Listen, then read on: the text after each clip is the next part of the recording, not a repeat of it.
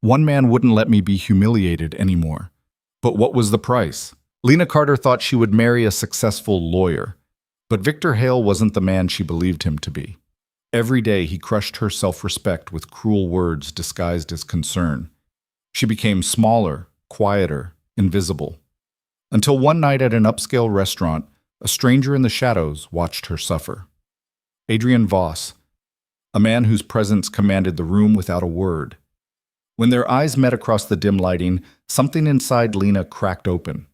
For the first time in years, she felt seen, and everything that followed would tear her world apart. If you want to see how this story ends, please like this video and comment with the city you're watching from, so I can see how far my story has traveled. The restaurant was the kind of place where silence cost more than noise. Cream-colored walls, soft piano music that barely registered above a whisper. Tables spaced far enough apart that conversation stayed private. Lena Carter sat with her hands folded in her lap, watching condensation slide down her untouched water glass. Across from her, Victor Hale cut into his steak with surgical precision.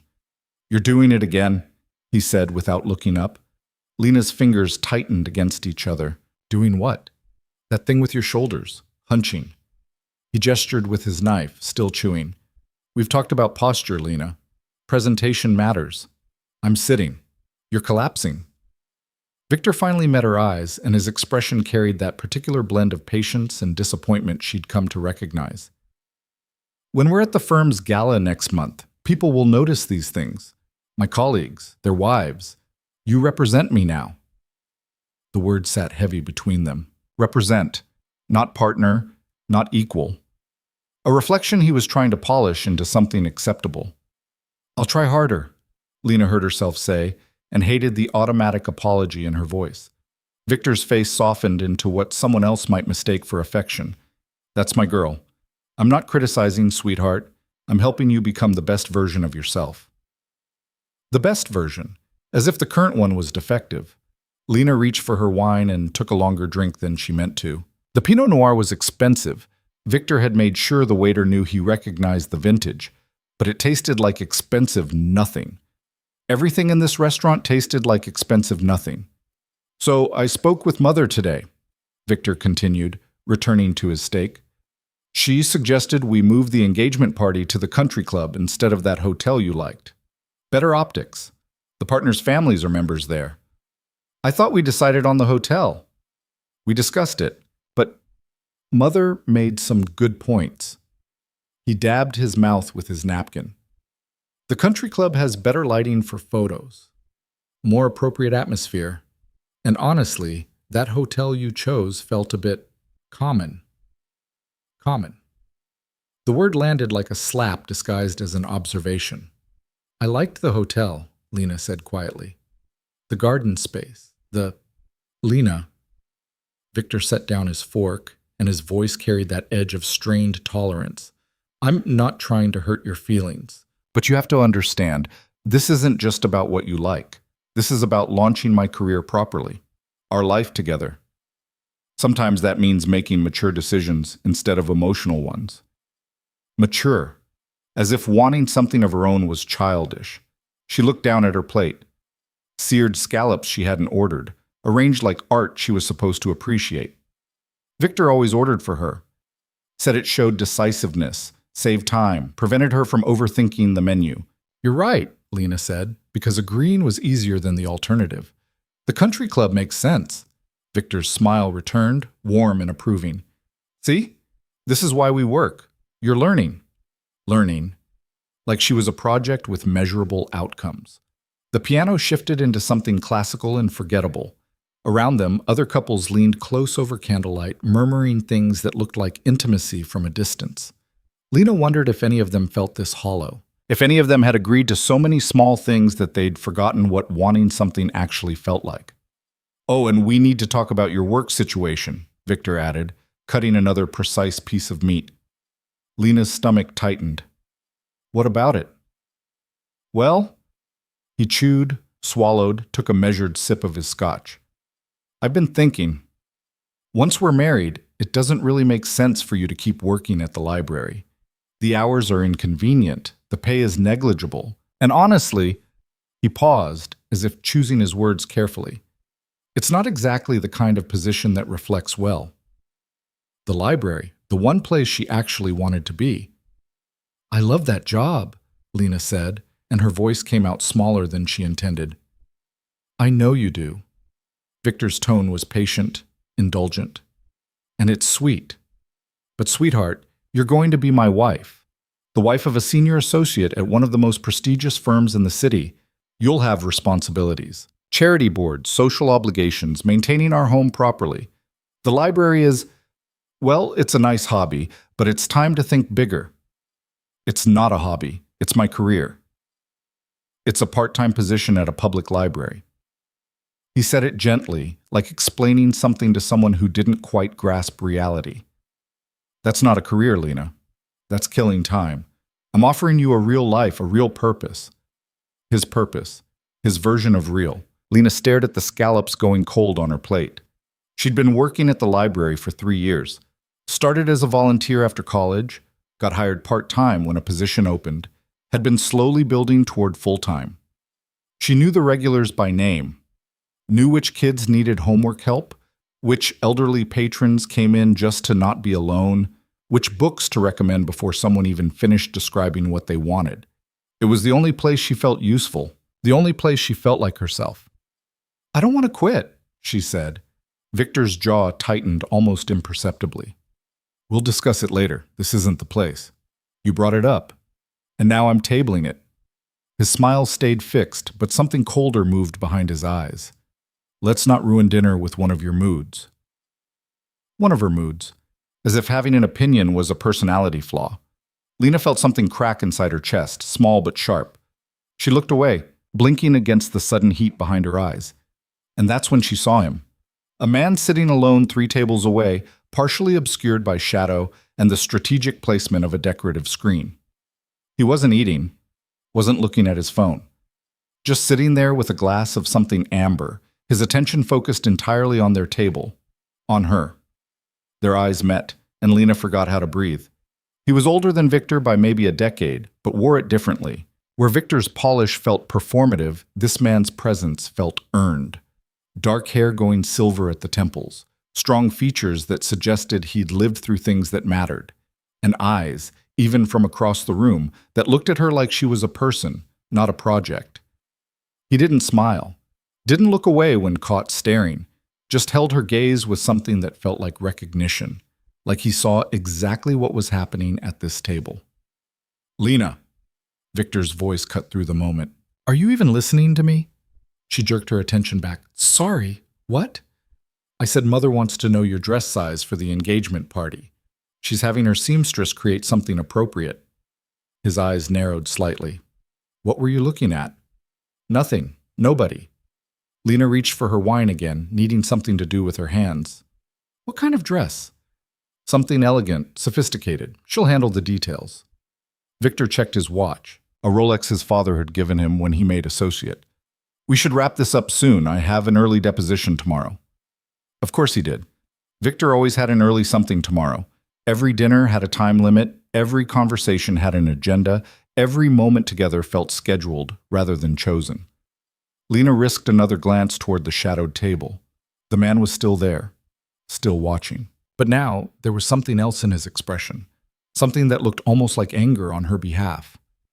Excuse me, she said abruptly, standing. I need to use the restroom. Victor waved dismissively, already pulling out his phone. Don't take too long. I want to beat the valet rush. Lena walked toward the back of the restaurant, her heels clicking against marble floors.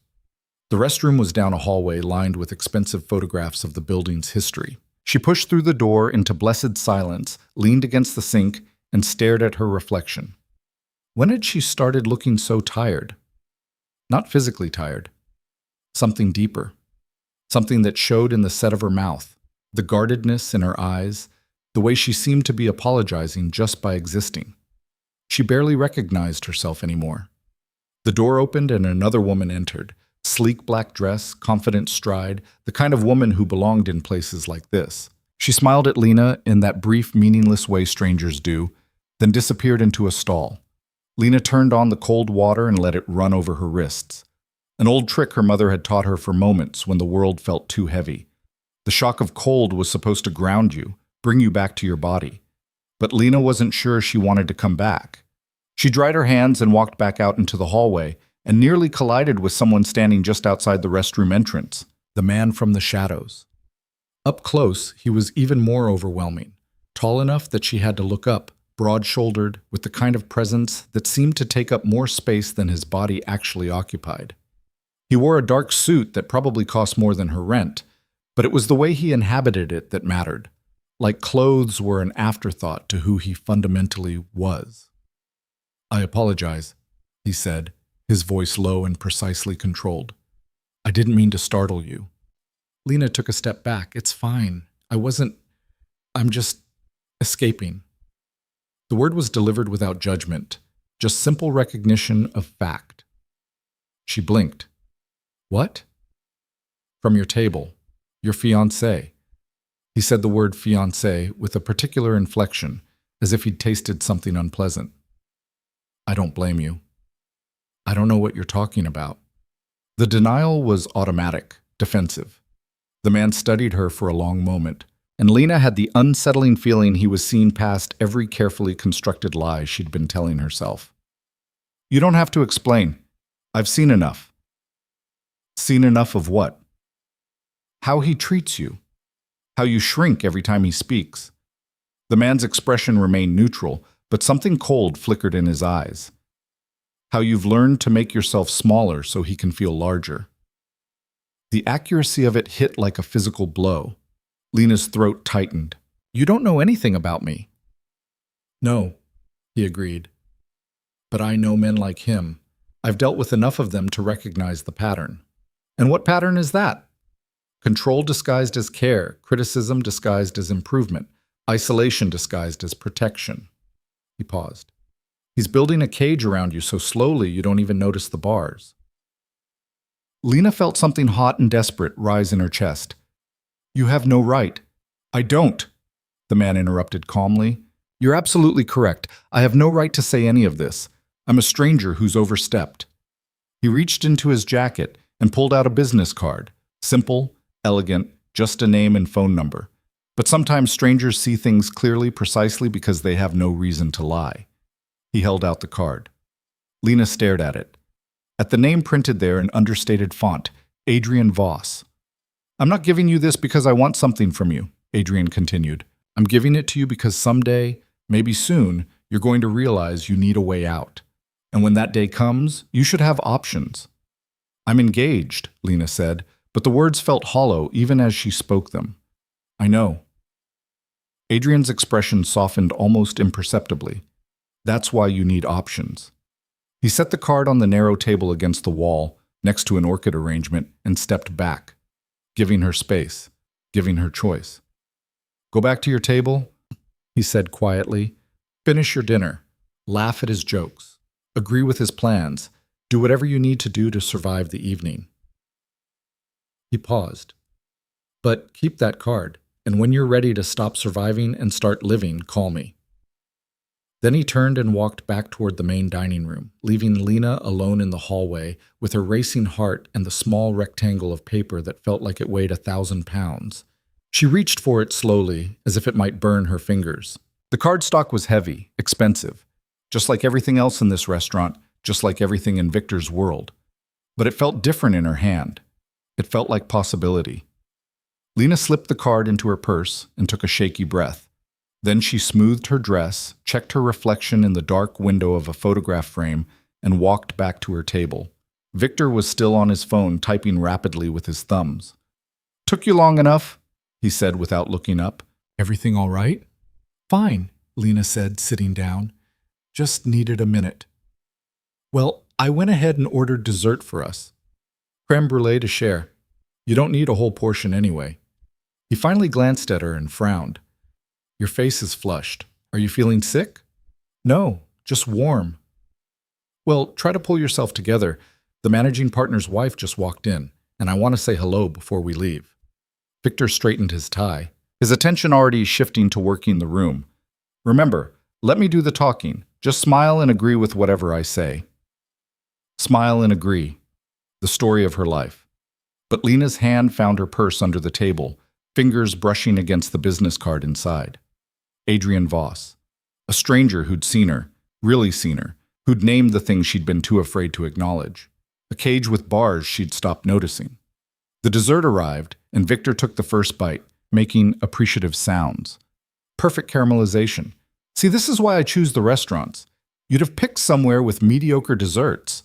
Lena took a bite without tasting it. Across the dining room, she could just see Adrian's table through the decorative screen. He was standing now, putting on an overcoat, preparing to leave. He didn't look her way again, didn't acknowledge her. But somehow she felt his presence anyway, felt the weight of what he'd offered, options, a way out, the possibility of stop surviving and start living. Victor paid the bill with a platinum card and a generous tip calculated to impress rather than appreciate. They stood, and he placed his hand on the small of Lena's back, proprietary, guiding, controlling her movement through the restaurant. "I'll get the car," Victor said when they reached the entrance. "Wait here, and for the love of everything, stand up straight." He walked out into the night, already on his phone again, leaving Lena in the doorway between the warm restaurant and the cold evening air. She pulled out her phone, ostensibly to check nothing, and instead found herself looking at the card she'd photographed when Victor wasn't paying attention. Adrian Voss. Just a name and a number, no title, no company, no indication of who he was or what he did. But somehow she knew. Not the details, but the essence. He was someone who held power without needing to announce it. Someone who commanded respect without demanding it. Someone who saw her not as a project to improve, but as a person with inherent worth. The opposite of Victor in every way that mattered. A black Mercedes pulled up to the curb, sleek and aggressive, and Adrian Voss emerged from the restaurant's side entrance. The valet approached, but Adrian waved him off, apparently having parked himself. He moved with the kind of efficiency that suggested he didn't waste time on unnecessary interactions. For just a moment, his eyes found Lena's across the distance. He didn't smile, didn't wave, just gave the smallest nod, an acknowledgement, a reminder, a promise. Then he got into his car and drove away, taillights disappearing into the city's glow. "Lena!" Victor's voice cut through her thoughts. His leased BMW was at the curb, engine running. "What are you doing? Let's go." She climbed into the passenger seat, and Victor immediately launched into a monologue about the managing partner's wife's plastic surgery and whether it was good work or not. Lena made the appropriate listening sounds while staring out the window at the city sliding past. Her phone buzzed. A text from her mother. "Dinner with Victor tonight? How did it go?" Lena typed back, "Fine. Same as always." Her mother's response was immediate. "That's good, honey. He's such a catch. You're very lucky." Lucky. Everyone kept telling her how lucky she was. Successful fiancé. Nice apartment. Stable future. Everything a woman was supposed to want. So why did Lucky feel like drowning? Victor dropped her at her apartment. She'd moved in with him 6 months ago, but still thought of her old studio as her place, and kissed her forehead like she was a child being put to bed. "Get some rest," he said. "And think about what I said regarding the library. I need an answer by Friday so Mother can finalize your schedule." "By your schedule, not our schedule." Hers being organized by his mother. "Friday?" Lena echoed. "Got it." She rode the elevator to the 14th floor, let herself into the apartment that smelled like Victor's cologne and leather furniture, and stood in the middle of the pristine living room that felt like a showroom rather than a home. Everything was exactly as Victor wanted it. Minimalist, modern, expensive, nothing personal, nothing warm, nothing that suggested actual people lived here. Even the books on the shelves were arranged by color rather than content, because Victor said it looked better for photographs. Lena dropped her purse on the marble counter and pulled out Adrian's card. Really looked at it for the first time under good light. Just a name, just a number. But holding it felt like holding evidence of her own discontentment, proof that some part of her was still alive enough to notice the cage. She should throw it away, should delete the photo from her phone, should forget the whole encounter and focus on her upcoming marriage to a man who'd chosen her, who was offering her security and status and a life that looked perfect from the outside. Should. But the word had lost its power. She'd been shoulding herself into submission for so long that the muscle had atrophied. Lena set the card on the counter and stared at it while she changed into pajamas, washed her face, brushed her teeth. It sat there like a challenge, like a question she wasn't ready to answer. She picked up her phone and typed in the number. Didn't call, just saved it to her contacts under a name Victor wouldn't question if he saw it. Dr. Voss. Then she climbed into the bed she shared with Victor, who wouldn't be home until after midnight, working late as always, and stared at the ceiling in the dark. Your cage has a door. The thought arrived unbidden, in a voice that sounded like Adrian's. Calm. Certain. Non-judgmental. Your cage has a door. The question is whether you're brave enough to leave. Lena rolled onto her side and closed her eyes, but sleep felt impossible. Every time she started to drift, she saw Adrian's expression in that hallway. The way he'd looked at her like she mattered, like her unhappiness was valid, like leaving was an option, not a betrayal. Her phone buzzed on the nightstand, a text from Victor. At the office for another hour, don't wait up. Don't wait up. He never asked her to wait up, never suggested he wanted her awake when he got home. Their life together was a series of parallel schedules that occasionally intersected for meals or social obligations. Lena typed back, okay. Then she deleted it and typed, I'll be asleep. Then deleted that too and sent nothing at all. She pulled up the contact she'd saved, Dr. Voss, and stared at the number. Her thumb hovered over the call button.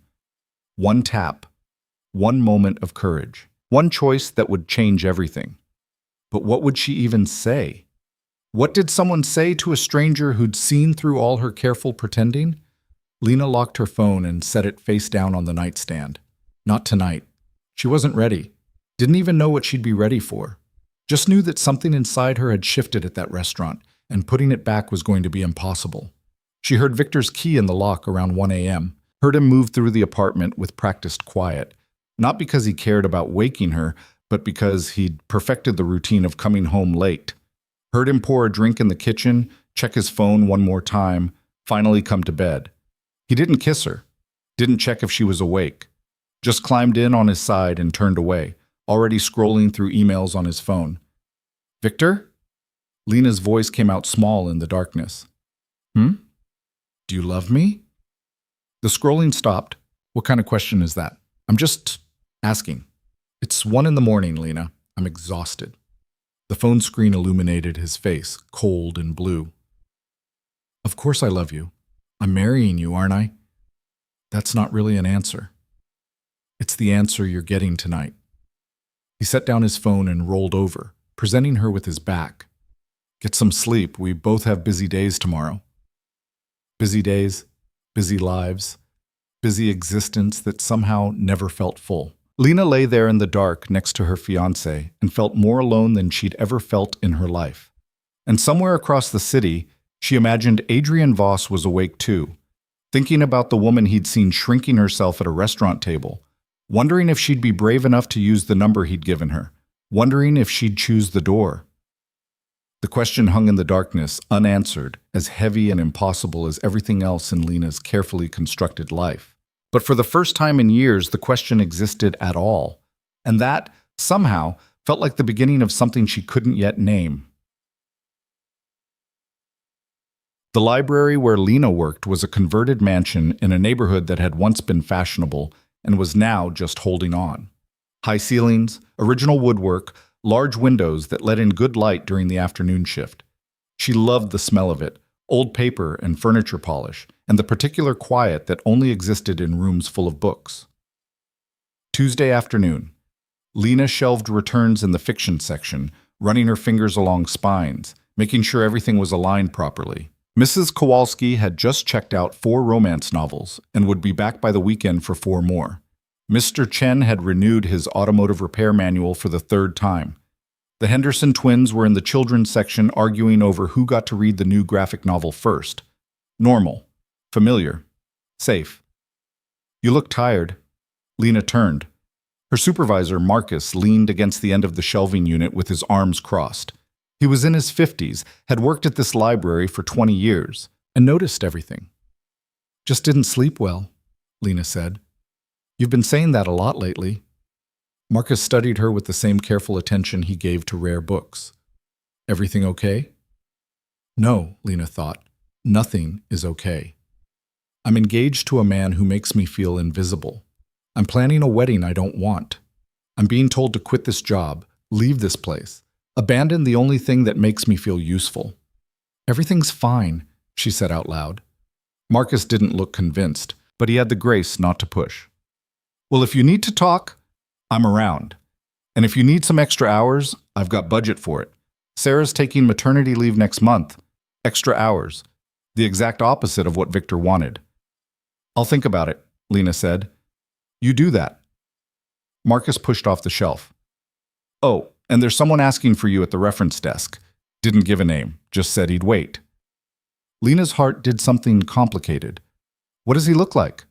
Expensive suit. Looks like he wandered in from a different tax bracket. Marcus grinned. Not your usual crowd. Adrian. Lena's hands went cold.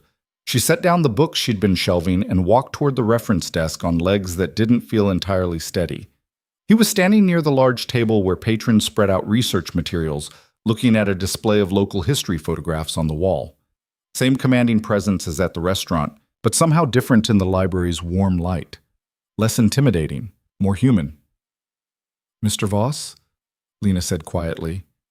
He turned, and something in his expression shifted when he saw her, something that looked almost like relief. Ms. Carter, I hope I'm not intruding. How did you know where I work? You mentioned it, at the restaurant. He paused. Actually, your fiancé mentioned it, when he was explaining why your job didn't matter. The bluntness of it stung, even though it was true. What are you doing here? Lena asked. Adrian glanced around the library, the vaulted ceiling, the afternoon light streaming through tall windows, the quiet purposefulness of the space. I wanted to see where you choose to spend your time, understand what you're being asked to give up. That's... Lena struggled for words. That's invasive. Probably. He met her eyes directly. But I needed to know if my instincts were correct. About what? About whether you deserve better than what you're getting. Adrian gestured to the library around them. This place matters to you. I can see it. The way you move through it. The way your shoulders relax when you're here versus how they were at that restaurant. Lena's throat tightened. You can't just show up where I work and... You're right. I'm overstepping again. Adrian reached into his jacket. I'll leave. But I brought you something first. Be I my child.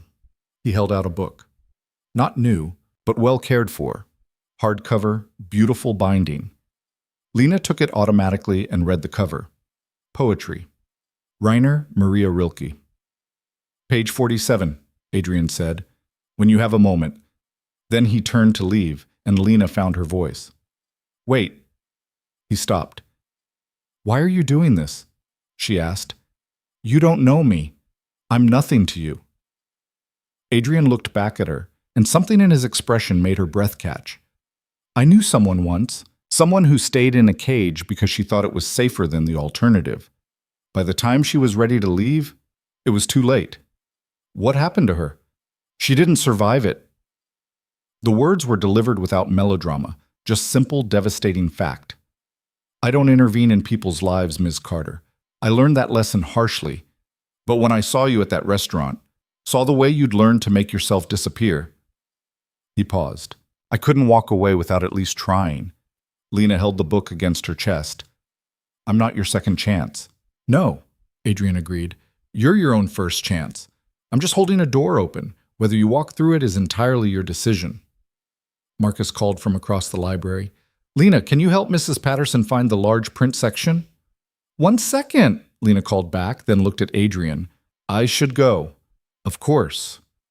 He started toward the door, then paused. The book is yours. Keep it, throw it away, whatever you choose. But read page 47 first. Then he was gone, leaving Lena standing in the middle of her library with a book of poetry and a heart that felt like it was trying to break out of her chest. She waited until her shift ended, until Marcus had locked up and left, until she was alone in her car in the parking lot before she opened the book to page 47. A poem she'd read before but never really understood. About awakening. About seeing clearly after years of careful blindness. About the courage it takes to choose yourself. And in the margin, in elegant handwriting that must be Adrian's, a single line, "Your cage has a door." Lena sat in her car as the afternoon faded into evening, reading and rereading those 5 words until they stopped feeling like an accusation and started feeling like permission. Then she drove home to the apartment that wasn't really hers, to the man who'd never really seen her, to the life she'd agreed to without ever asking what she actually wanted. But this time she knew something Victor didn't. The door was there. It had always been there. And someday soon she was going to have to decide whether she was brave enough to walk through it. Victor's calendar ruled their lives with the precision of a military campaign. Every morning at 6:30, his phone alarm shattered whatever fragile sleep Lena had managed. Every evening he texted his ETA with the expectation that dinner would be ready, or at least ordered from one of the 3 restaurants he deemed acceptable. Weekends were blocked out for networking events, firm obligations, visits to his mother's estate in Connecticut. There was no space in Victor's schedule for spontaneity, no room for deviation, which was why Lena found herself lying about needing groceries on Wednesday afternoon. "I'll be back before you get home," she told him over the phone, standing in the apartment's kitchen with her keys already in her hand.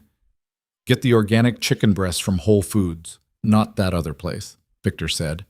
She could hear keyboard clicks in the background. "And those crackers I like. The imported ones." "I know which ones." "Do you? Because last time you got the wrong brand." Lena closed her eyes. "I'll get the right ones." "Good. I have clients coming for drinks Friday, so we need to make sure the bar is stocked properly. Get a decent scotch. Ask someone to help you. You don't know enough about whiskey to choose on your own." "Okay. And Lena?"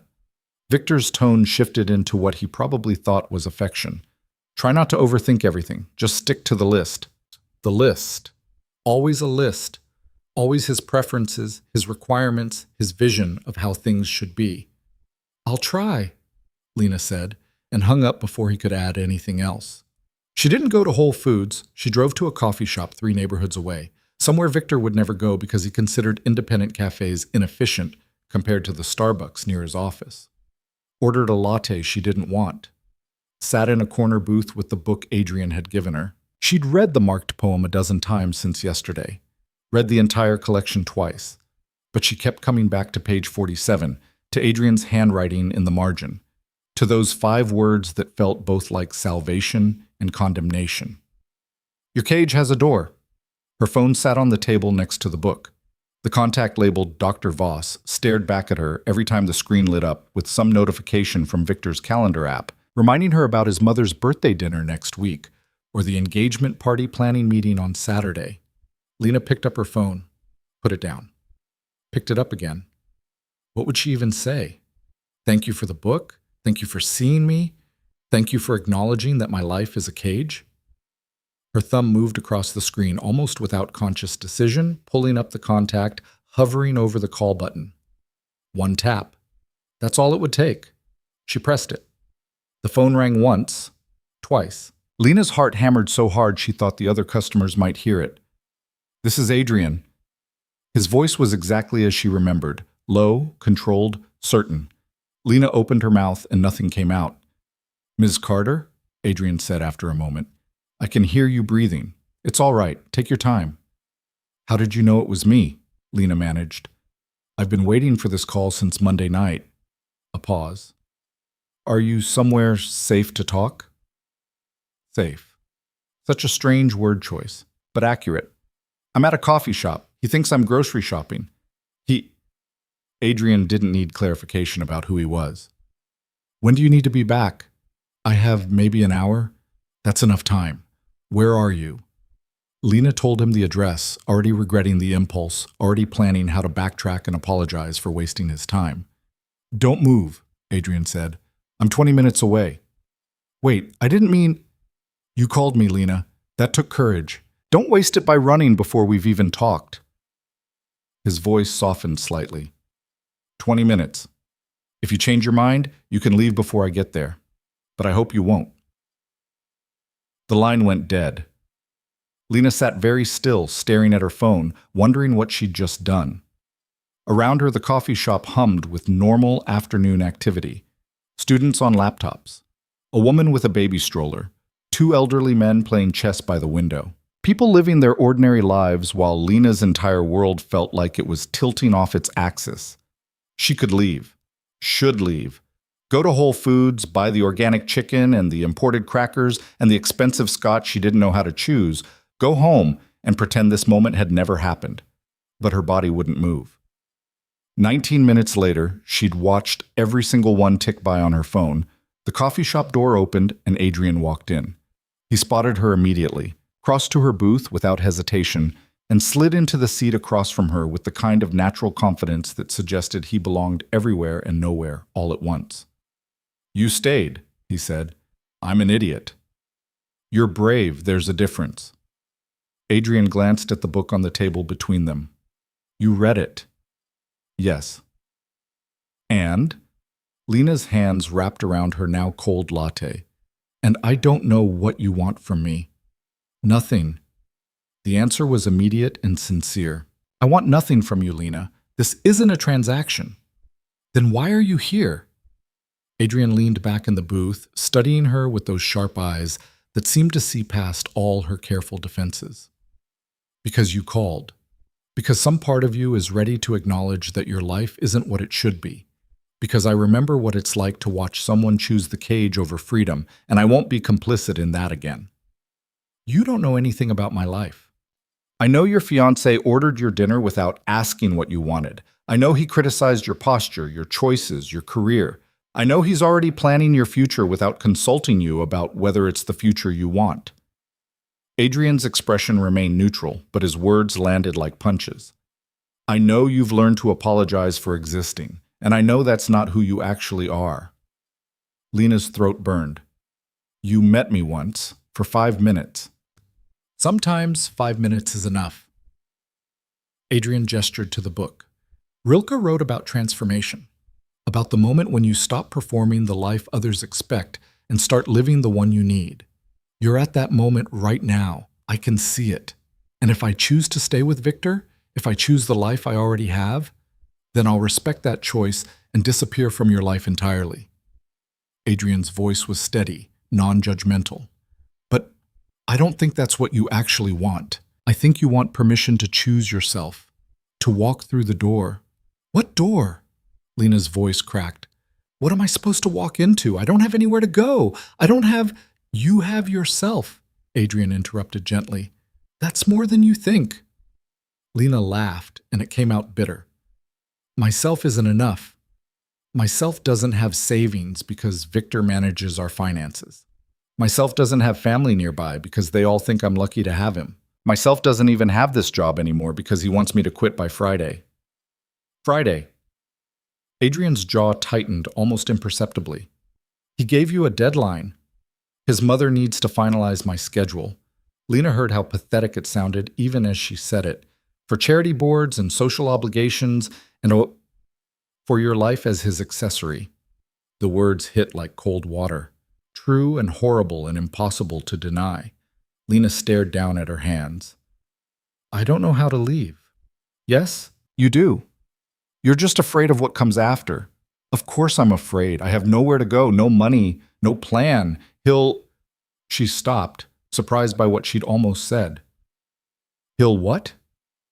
Adrian leaned forward slightly. "Hurt you?" "No, not like that. He doesn't—" Lena struggled to articulate something she'd never said out loud. "He doesn't hit me. He's never touched me in anger. But he'll make it impossible. He knows people, lawyers, judges. He'll tie everything up in legal complications, make me look unstable, convince everyone that I'm the problem. But doesn't get in such someone. Let him try." The calm certainty in Adrian's voice made Lena look up. "Let him try," Adrian repeated, "and watch how quickly his carefully constructed world falls apart when someone fights back who actually has resources." "You don't understand. Victor is a mid-level corporate attorney at a firm that's moderately successful in a city full of bigger predators." Adrian's expression didn't change. I'm not impressed by his resume, Lena, and neither should you be. Who are you? The question came out sharper than intended. Really? You show up at a restaurant, you appear at my work, you talk about resources and fighting back like it's simple. What do you actually do? Adrian was quiet for a long moment. Then he said, I solve problems for people who can't solve them alone. I create options where none existed, and I protect people who need protecting from those who abuse power. That's not an answer. It's the only answer you need right now. Adrian pulled out his phone, typed something quickly, and showed her the screen. This is an address, an apartment in a building I own, empty, furnished, yours if you want it, no strings, no conditions, no expectations. Lena stared at the address. A neighborhood she knew vaguely, nice, safe, nowhere near Victor's social circle. I can't accept that. Why not? Because I don't know you, because it's insane, because accepting help feels like admitting you need it. Adrian set his phone down. I'm offering you a safety net, Lena, not a cage. You can walk into that apartment today and walk out tomorrow. You can never use it at all. But knowing it exists might make the other decisions easier. What other decisions? Whether to quit your job, whether to marry a man who doesn't see you, whether to spend the rest of your life making yourself smaller so someone else can feel larger. Adrian's eyes held hers. Those decisions are easier when you're not making them from a place of desperation. Lena's phone buzzed. A text from Victor. Don't forget the scotch, and hurry home. I'm leaving the office early. Her hour was almost up. I have to go, Lena said, grabbing her purse. Adrian didn't try to stop her. The apartment will be ready tonight. I'll have a key left at the front desk under your name. Use it or don't. The choice is yours. Lena stood, clutching the book against her chest like armor. Why are you doing this? I told you, I knew someone once who stayed in the cage too long. Adrian's expression softened almost imperceptibly. I couldn't help her. Maybe I can help you. You don't owe me anything. No, Adrian agreed, but maybe you owe yourself something. Lena walked out of the coffee shop on shaking legs, drove to Whole Foods, bought all the things on Victor's mental list, and made it home 17 minutes before he arrived. She was chopping vegetables for a salad when his key turned in the lock. Lena? Victor called. Why does it smell like nothing's cooking? I was just starting dinner. He appeared in the kitchen doorway, already loosening his tie. I said I was leaving early. That means dinner should be ready. You texted me 40 minutes ago, which should have been enough time. Victor opened the refrigerator and pulled out a beer. Did you get the scotch? Yes. Good. Let me see it. Lena retrieved the bottle from the bag, hoping the clerk had steered her correctly. Victor examined the label with the intensity of someone defusing a bomb. This is acceptable, he finally said. Barely. Next time, get the 18-year instead of the 12. He set it on the counter and looked at her. You look flushed. Are you coming down with something? No, just warm. Well, take something if you feel sick. I can't have you spreading germs to the clients on Friday. Victor kissed her forehead absently, already checking his phone. I'm going to shower. Have dinner ready in 30 minutes. He disappeared down the hallway, leaving Lena alone in the kitchen with her racing heart and the weight of Adrian's offer sitting heavy in her chest. An apartment, a way out, a choice. She pulled out her phone and looked at the address Adrian had shown her. Her fingers moved almost without conscious thought, pulling up a map, seeing where it was, imagining what it might look like. Then Victor's voice echoed from the bedroom. Lena, did you remember to pick up my dry cleaning? She'd forgotten. Completely forgotten. No, she called back, bracing for the reaction. I'm sorry, I can get it tomorrow. The silence that followed was worse than yelling. When Victor appeared in the doorway, still in his work clothes, his expression was carefully controlled disappointment. We talked about this, he said quietly. When you take on responsibilities, you need to follow through. I know, No excuses, Lena. That's what separates successful people from everyone else. Accountability. He pulled his tie completely off. I needed that suit for tomorrow's deposition. Now, I'll have to wear something less appropriate because you forgot. I'll get it first thing in the morning. That doesn't help me tomorrow. Victor rubbed his temples. You know what? Fine. I'll handle it myself, like I handle everything else. The implication stung precisely because it was designed to. I said I'm sorry, and I'm saying sorry doesn't fix the problem. Victor walked back to the bedroom. Forget dinner. I'll order something. Just try to be more reliable, okay? He closed the door, leaving Lena standing in the kitchen with half-chopped vegetables and a throat full of words she'd never say. She looked at her phone again. At the address. At the possibility of a door. Then she opened her contacts and found the number for the dry cleaner. They closed at 8. If she left now, she could make it with 15 minutes to spare. She grabbed her keys and purse and drove across town through rush-hour traffic, arriving at the cleaners just as the owner was flipping the sign to closed. Please, Lena said through the glass. I just need to pick up for Hale. Victor Hale. The owner, a Korean woman who'd run this shop for 20 years, unlocked the door and let her in with a sympathetic expression that suggested she'd seen this desperation before. You're the third person this week picking up last minute, she said, pulling Victor's suits from the rack. Everyone's so busy these days. I'm sorry for coming so late. Don't apologize, you made it. The woman rang her up, then paused. You're the fiancé, yes? I've seen you before. Lena nodded. He's very particular about his suits. Yes. The woman looked at her for a long moment, and something in her expression shifted into recognition. My daughter was engaged once, to a man who was very particular about everything, how she dressed, how she cooked, how she spoke. Very successful man, good family. But Lena's hands tightened on the plastic-wrapped suits. She called off the wedding 2 weeks before, the woman continued, handing over the receipt. Everyone said she was crazy, throwing away such a good match. But you know what? She's happy now. Has a little shop, sells flowers, married to a carpenter who makes her laugh. She met Lena's eyes. Particular men don't change. They just find new things to be particular about. I should go, Lena said, throat tight. Of course. The woman walked her to the door. But if you ever need somewhere to go, emergency, my daughter's shop is 3 blocks from here. We take care of people who need taking care of. The kindness was almost worse than Victor's criticism. Lena barely made it to her car before the tears came. She sat in the parking lot, crying over dry cleaning and forgotten errands and the horrible weight of knowing that even strangers could see what she'd been trying so hard to deny. Her phone buzzed. Victor, where are you? I ordered Thai food. It's getting cold. Lena wiped her eyes and typed back. Got your dry cleaning. Be home soon.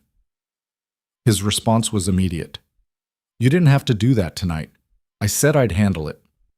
Yes, Lena thought, after making me feel terrible for forgetting it in the first place.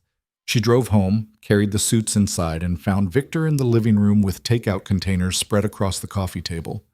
You actually got it, he said, looking genuinely surprised. I didn't think you'd make it in time. I made it. Well, Victor gestured to the food. I got your favorite, pad thai, extra peanuts. It wasn't her favorite. She'd told him multiple times she preferred the green curry, but he always ordered pad thai because he liked it, then claimed he was doing it for her. Thank you, Lena said, because that's what she always said. They ate in front of the television while Victor scrolled through his phone and occasionally made comments about the show he'd chosen. Lena pushed noodles around her container and thought about the apartment Adrian had offered, about the Korean woman's daughter who'd called off her wedding, about the door that supposedly existed somewhere in this cage. So I talked to Mother today, Victor said during a commercial break. She wants to take you shopping this weekend for the engagement party dress. I have to work Saturday. Call in sick. Victor didn't look up from his phone. This is more important. I can't just put this, Lena. He finally met her eyes. This is my mother trying to include you, trying to help you. The least you can do is make time for her. Make time. As if Lena's time belonged to everyone except herself. What if I can't get coverage? Then quit early. Victor's tone suggested this was obvious. You're leaving that job anyway. Does it really matter if it's this Friday or next Friday? It matters to me. Why? The question was asked with genuine confusion. It's a part-time position at a public library. There's no career ladder there, no future. You're not abandoning some important calling. Lena set down her food. It's important to me. Because you don't want to face reality. Victor's voice took on that particular edge of patience stretched thin. Because you're afraid of change. I get it, Lena. Change is scary. But I'm offering you something better. A real life. A real purpose. What if this is my real purpose? Shelving books? Victor laughed, not unkindly, but with the condescension of someone explaining basic math to a child. Come on, you're smarter than that. You don't know what I am. The words came out sharper than Lena intended. Victor's expression shifted, surprise first, then something harder. Excuse me? You don't know what I am, Lena repeated, her heart hammering. What I want, what matters to me. You've decided all of it without asking. I know you better than you know yourself. Victor set down his phone, giving her his full attention now. I know you're insecure. I know you need structure and guidance. I know you'd fall apart without someone helping you make decisions. That's not help. That's control. It's leadership. Victor's voice hardened. And frankly, you should be grateful for it. Do you know how many women would love to be in your position? Do you have any idea how lucky you are? Lucky. That word again. I don't feel lucky, Lena said quietly. Because you're depressed, or anxious, or whatever it is that makes you like this. Victor stood, looking down at her with an expression that might have been concern if it weren't so thoroughly laced with frustration. Maybe you should see someone, a therapist. Get on medication. Mother knows an excellent psychiatrist. I'm not depressed. You're crying over dry cleaning and arguing about a library job. That's not normal, Lena. That's not healthy. The gaslighting was so smooth it almost worked, almost made her question her own reality. But then Lena thought about Adrian's voice. You've learned to apologize for existing. She thought about the Korean woman's daughter who'd walked away. She thought about the door. I need some air, Lena said, standing. It's 9:30 at night. I'll walk around the block. In the dark? Alone? Victor shook his head. Absolutely not. Sit down. We'll finish dinner and talk about this rationally. I don't want to talk rationally. I want to walk. Lena. She grabbed her keys and left before he could finish the sentence. Rode the elevator down 14 floors, walked out into the cool night air, and kept walking. Not around the block. Down the street, through the neighborhood, into territory she didn't know. She walked until her feet hurt and her breath came hard, and the apartment building was far enough behind her that she could pretend it didn't exist. When she finally stopped, she found herself outside a tall glass building in a neighborhood she'd only driven through before. Nice. Quiet. Safe. The address Adrian had given her. Lena stood on the sidewalk staring up at the lit windows, wondering which one might be empty and waiting. The doorman inside the lobby noticed her through the glass, opened the door. Can I help you, miss? Lena's voice failed, started again. Is there a key here for Carter? The doorman checked his logbook, then pulled an envelope from a drawer. Ms. Lena Carter? Yes. He handed her the envelope. Inside was a single key on a simple ring and a note in Adrian's handwriting. Apartment 2407. No pressure, no timeline, just options.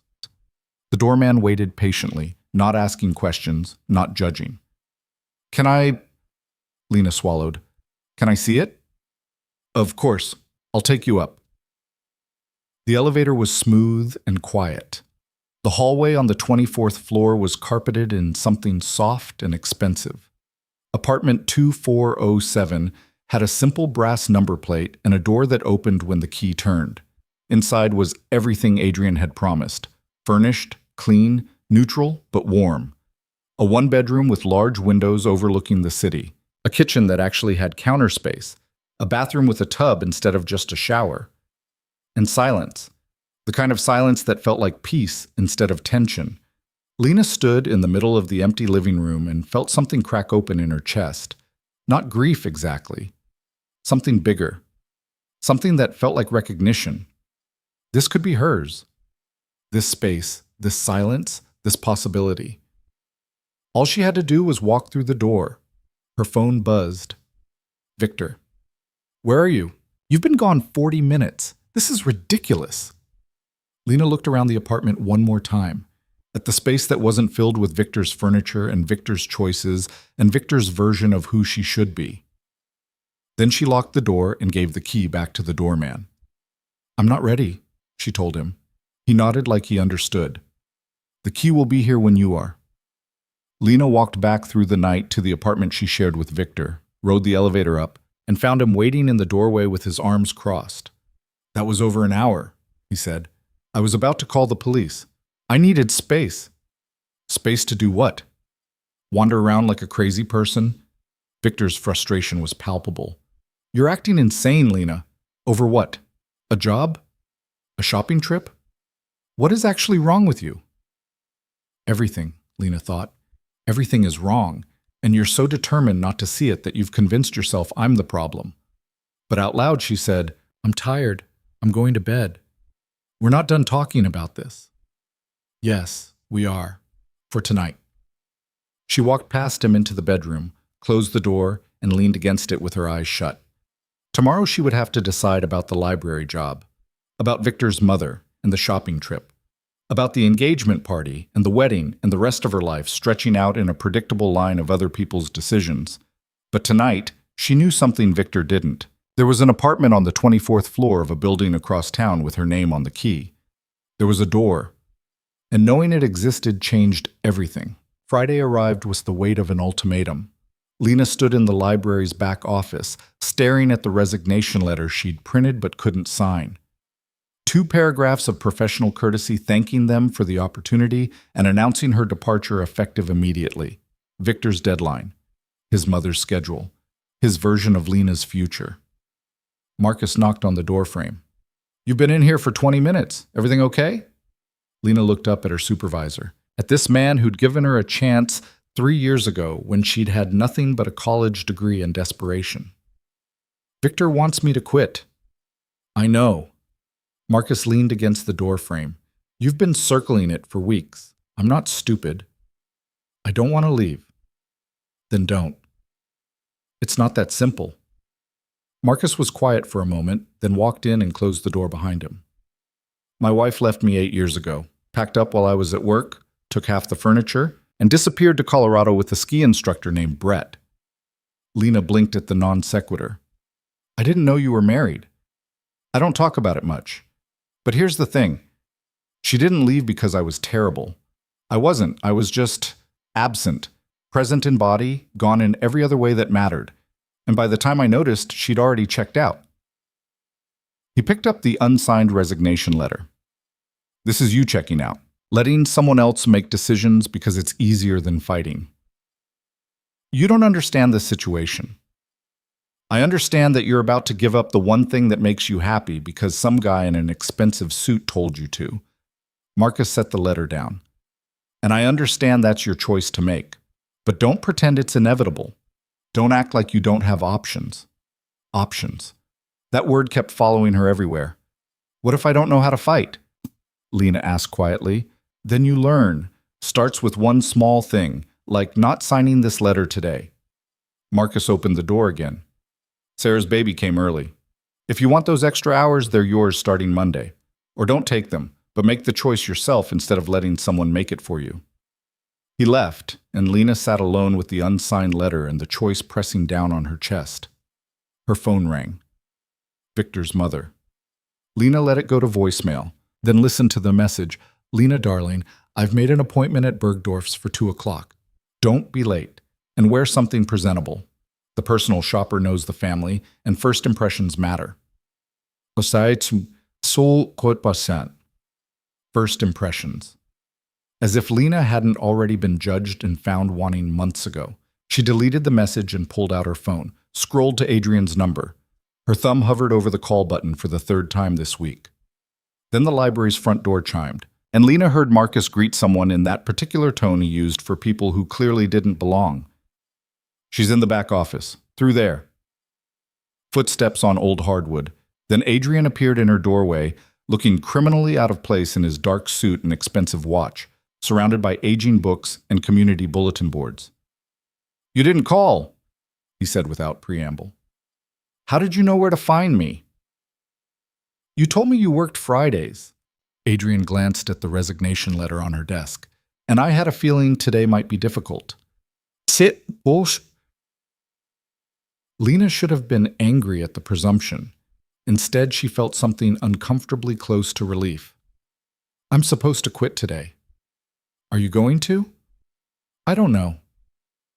Adrian pulled the door closed and sat in the chair across from her desk, the one they used for patron complaints and difficult conversations. What happens if you don't quit? Victor will be angry. His mother will be disappointed. They'll tell me I'm being selfish and immature and throwing away my future. That's what happens to them. What happens to you? The question caught her off guard. What? If you don't quit, what happens to you? Adrian leaned forward slightly.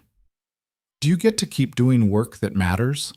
Do you get to maintain some small piece of yourself that isn't controlled by someone else? Do you get to prove you're capable of making your own decisions?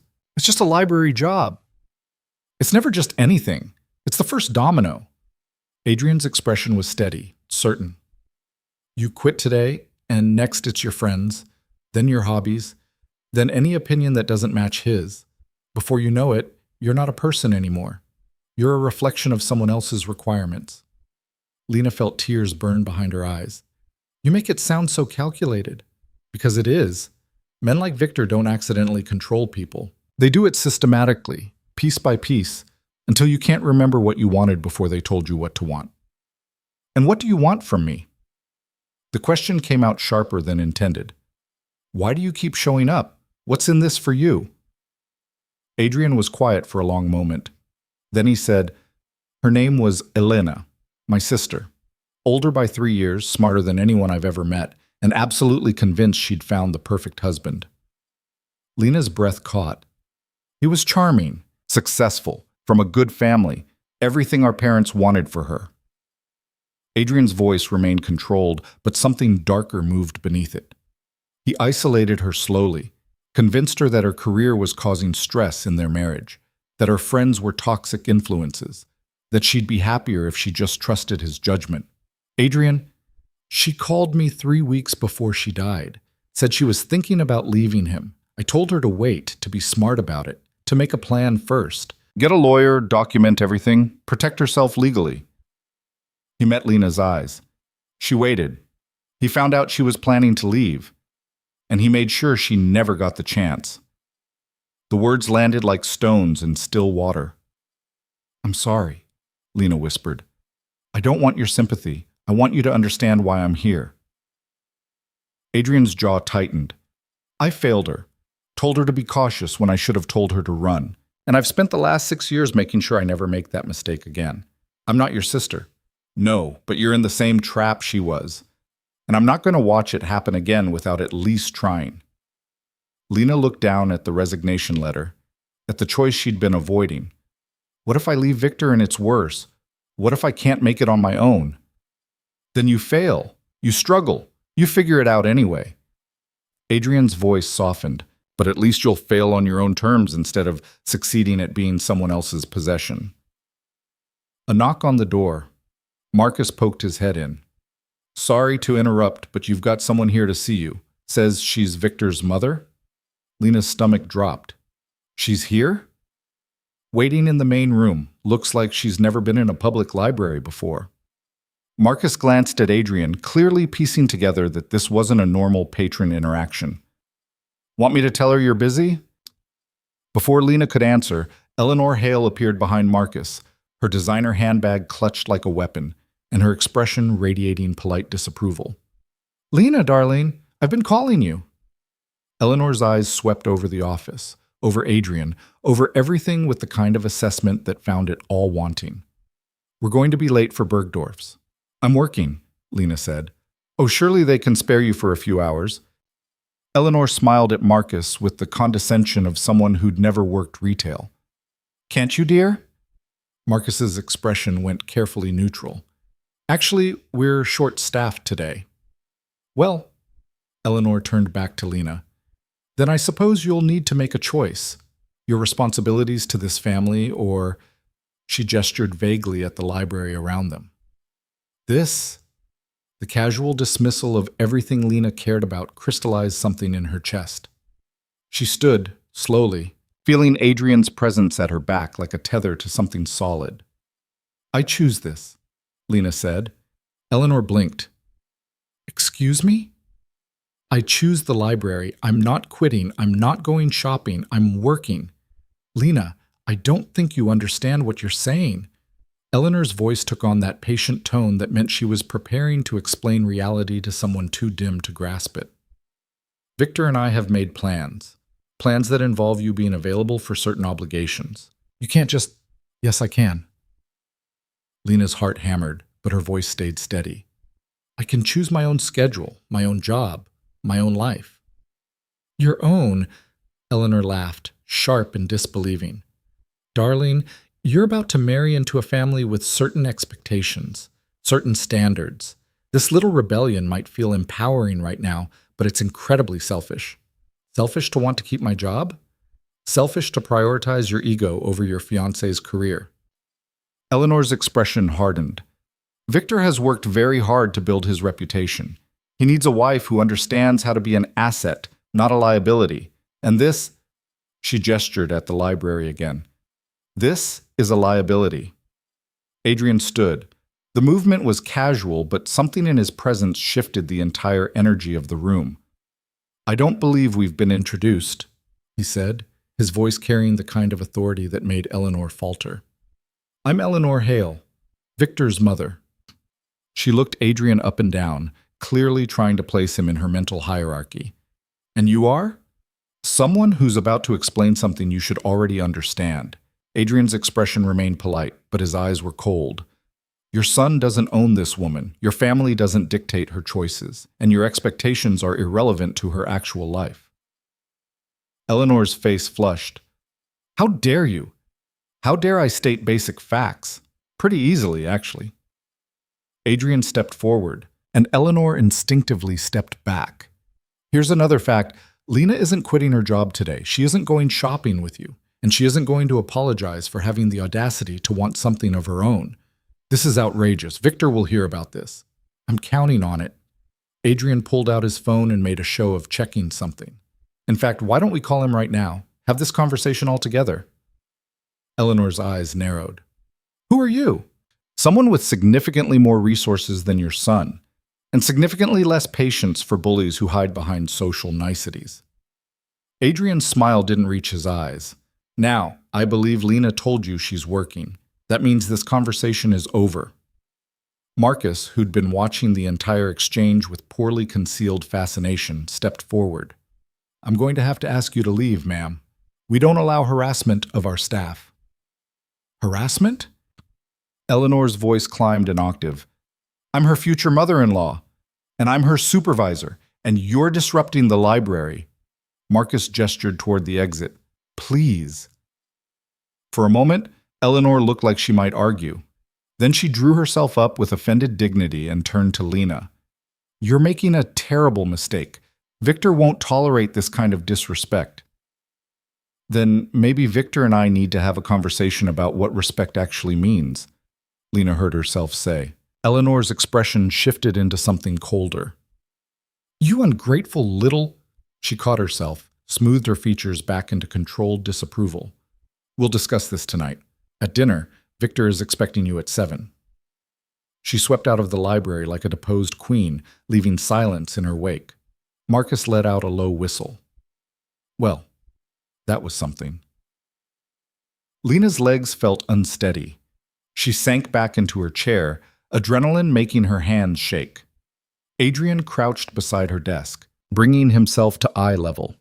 You okay? I just told off Victor's mother. You set a boundary. There's a difference.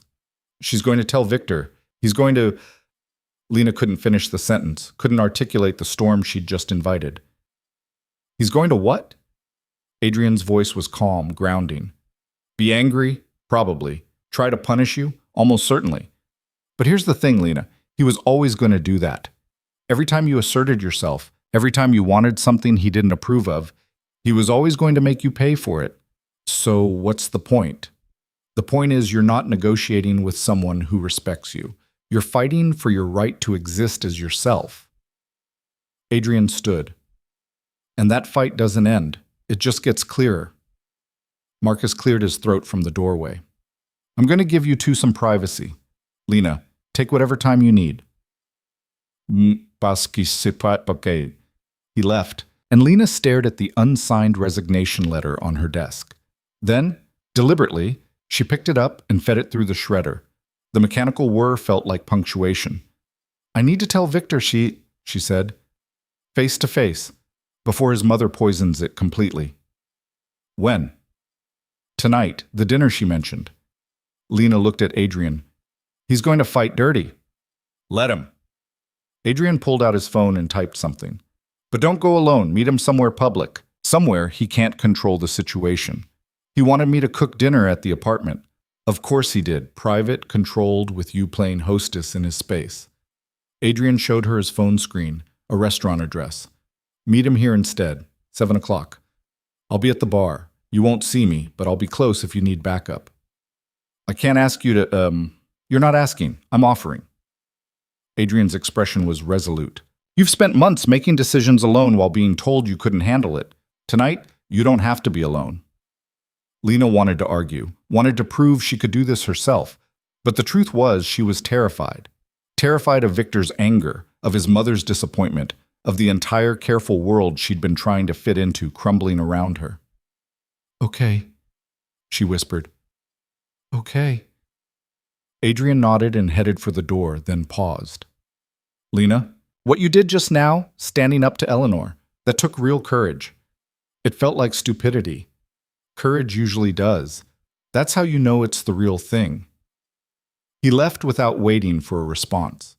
Lena sat in her office for another 10 minutes, trying to process what had just happened. Then her phone rang. Victor. She let it ring 4 times before answering. Hello. My mother just called me. Victor's voice was tight with barely controlled fury. She said you embarrassed her at that library, in front of some man. Want to explain what the hell that was about? I told her I'm not quitting my job. We discussed this, Lena. You agreed, but...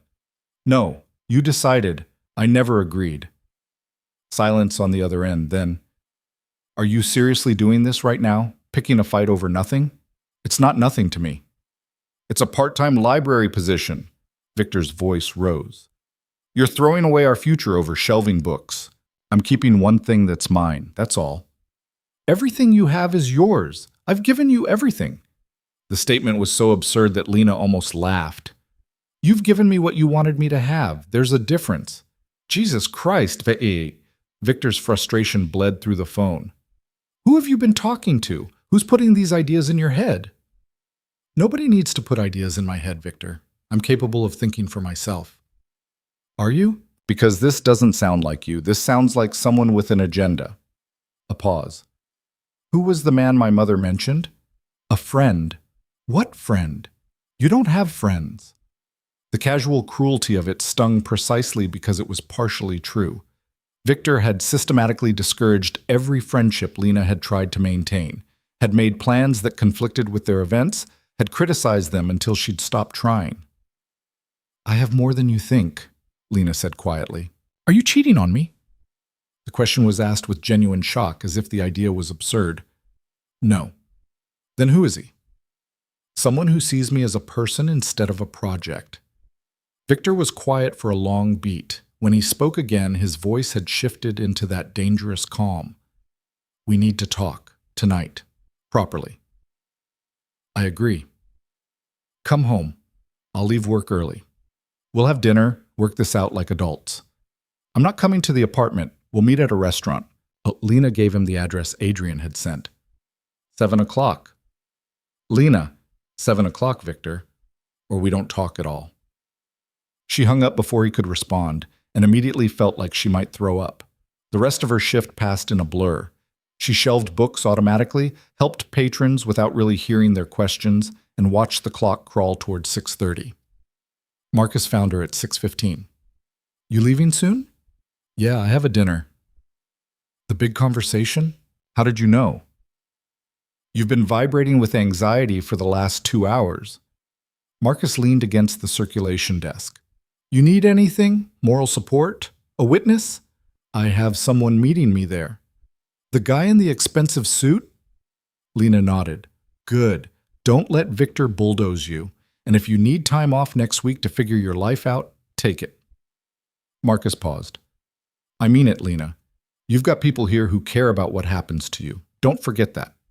The kindness almost broke her. Thank you. Don't thank me. Just show up Monday and tell me you're okay.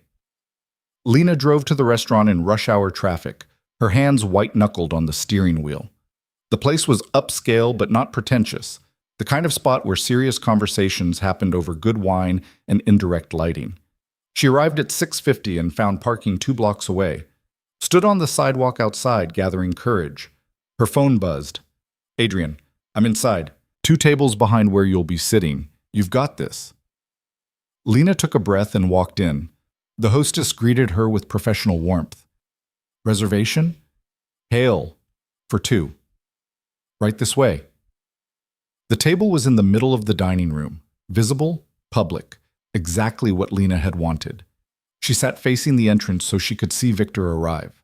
A server brought water and menus. Lena didn't look at hers, didn't look around for Adrian, even though she could feel his presence like a steadying weight. Victor walked in at 7:03, already loosening his tie, scanning the room with the kind of irritation that suggested this was a massive inconvenience. He spotted Lena and crossed to the table without acknowledging the hostess. This is dramatic, he said, sitting down. Meeting in public like we're negotiating a business deal. I wanted neutral ground. Neutral. Victor picked up the menu, set it down without reading it. You've been watching too many movies. This is us, Lena. We don't need neutral ground, we need honesty. Okay, honestly, I'm not quitting my job. We'll come back to that. Victor signaled the server. Scotch, neat, and she'll have white wine. I'll have water, Lena said. Victor's eyes narrowed. Since when do you not drink? Since I want to have this conversation sober. The server retreated, clearly sensing tension. Victor leaned back in his chair and studied Lena with the same assessing look he probably used in depositions. You've changed, he said finally. Have I? You're argumentative, defensive, picking fights over nothing. He paused. My mother thinks you're having an affair. I'm not. Then explain the man she saw today, the one who spoke to her like she was nothing. He's someone who helped me realize I have options. Options. Victor's laugh was sharp. What options? You don't have money. You don't have family here. You don't have anywhere to go. I'm your option, Lena. I'm the only option that makes sense. Maybe sense isn't what I want anymore. Then what do you want? To struggle? To live paycheck to paycheck in some terrible apartment, working a dead-end job? Victor's voice took on that patient, explaining tone. I'm offering you security, stability, a real future. And you're throwing it away because some stranger told you that you deserve better? He didn't tell me I deserve better. He showed me that I'd forgotten I deserve anything at all. Victor's jaw tightened. Who is he? It doesn't matter. It matters to me. Is he the reason you're acting insane? Is he promising you something he can't deliver? He's not promising me anything. He just gave me space to think. Think about what? Victor leaned forward, and something desperate flickered across his expression. About leaving me? About throwing away everything we've built? What have we built, Victor? Really? What do we have that's ours instead of yours? Are you kidding me right now? Victor's voice rose slightly, and he caught himself, glanced around the restaurant, lowered it again. We have an apartment, a life, plans, a future. You have plans. You have a future. I'm just supposed to fit into it. That's how marriage works, Lena. Compromise, partnership. Partnership means I get a say. Compromise means we both give something up. What have you given up for me? The question seemed to genuinely confuse him. I've given you everything you need. Need according to who? To reality, to logic. Victor's frustration was building. You think you know better than me? You think your judgment is more sound than mine? I'm the one who went to law school. I'm the one with career prospects. I'm the one who knows how the world actually works. And I'm the one you're trying to control. The word landed like a slap. Victor's face flushed. I'm not controlling you. I'm trying to help you be your best self. My best self according to your standards. Because your standards are... He stopped, clearly trying to choose his words carefully. Look, I love you, but you're not equipped to make major life decisions. You're too emotional, too impulsive. You need guidance. There it was, the core belief that had been lurking under every conversation, every decision, every gentle suggestion that had slowly tightened into chains. I need autonomy, Lena said quietly. I need to be treated like an adult who can make her own choices. Even if those choices are wrong, even then, because they're mine. Victor stared at her for a long moment. Then he reached across the table and took her hand. The gesture would have looked tender to anyone watching, but his grip was just tight enough to hurt. Listen to me very carefully, he said, his voice low and controlled. You're upset. You're confused. Someone has gotten in your head and convinced you that your life with me is a prison. But it's not. It's safety. It's love. It's everything most women dream of having. Lena tried to pull her hand back. Victor held tighter. Don't make a decision you'll regret, he continued. Don't throw away your future because you're having some kind of crisis. We can work through this, therapy, medication, whatever you need, but don't walk away from me. You're hurting my hand. I'm trying to save our relationship. By hurting me? Victor blinked, seemed to realize what he was doing, and released her. I'm sorry, I don't understand what's happening. 1 week ago, we were fine. We were planning a wedding. Now you're talking like we're strangers. Maybe we are strangers. Maybe we've always been. Don't say that. For the first time, Victor's voice cracked with something genuine. Fear, maybe, or loss. Please don't say that. Lena looked at him. At this man she'd agreed to marry, this person who'd slowly dismantled her sense of self while calling it love, and felt something inside her finally, irrevocably break. I can't marry you, Shika, she said. The words hung in the air between them. Victor's expression cycled through shock, disbelief, anger, and finally settled on something cold and calculating. You're making a mistake, was said, he said quietly. Maybe, but it's my mistake to make. Is it? Victor's voice dropped into that dangerous register. Because I think you'll find that mistakes have consequences, especially when you've signed legal documents, when you've lived in my apartment, when you've benefited from my resources. Are you threatening me? I'm explaining reality. You want to leave? Fine. But you leave with nothing. Every gift I gave you, jewelry, clothes, that car you drive, it all belongs to me. You signed a cohabitation agreement, remember? Protection for both of us, my lawyer said, except I'm the one with assets to protect. Lena's stomach dropped. She'd signed the agreement 6 months ago, barely reading it, trusting Victor when he said it was standard. I don't want your things, she said. Good, because you're not getting them. Victor's smile was thin and cruel. And I hope your new friend is ready to support you, because I'll make sure no law firm in this city hires you for anything above secretarial work. I know people, Lena. I have connections, and I will burn every bridge you try to build. You can't do that. Watch me. Victor stood, threw cash on the table for his untouched scotch. You want independence? Enjoy it, alone, struggling, realizing too late that you had everything and threw it away for nothing. He walked out without looking back. Lena sat frozen, feeling the entire restaurant's eyes on her, even though realistically no one was paying attention. Her hands shook, her breath came short and fast. Then someone slid into the seat Victor had vacated. Adrian, breathe, he said calmly. You're okay. You're safe. He's going to destroy me. No, he's going to try. There's a difference. Adrian's expression was controlled fury. And he's going to fail. You don't know what he's capable of. I know exactly what he's capable of. Intimidation, legal maneuvering, using his connections to make your life difficult. Adrian leaned forward. What he doesn't know is that I'm significantly better at all of those things than he is. I don't want you to fight my battles.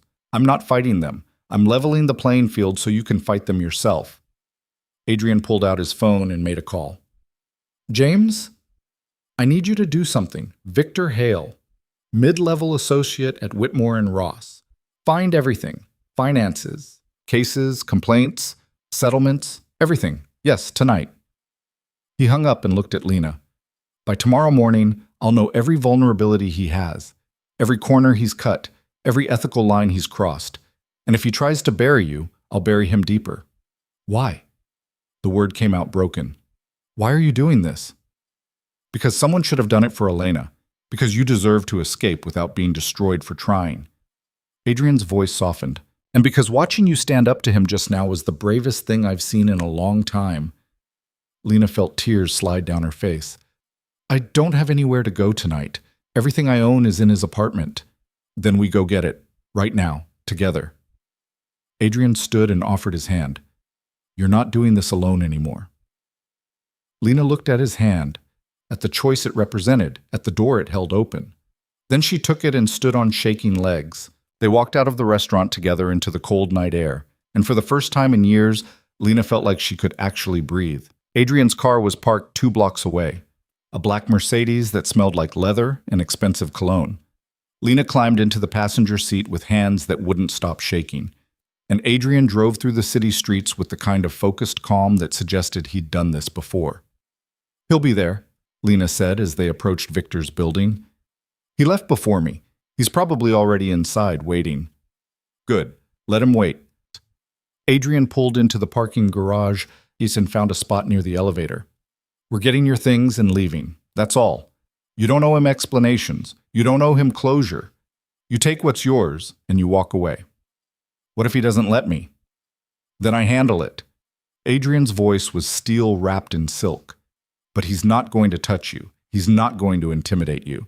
And he's sure as hell not going to convince you to stay. They rode the elevator to the 14th floor in silence. Lena's heart hammered so hard she could hear it in her ears.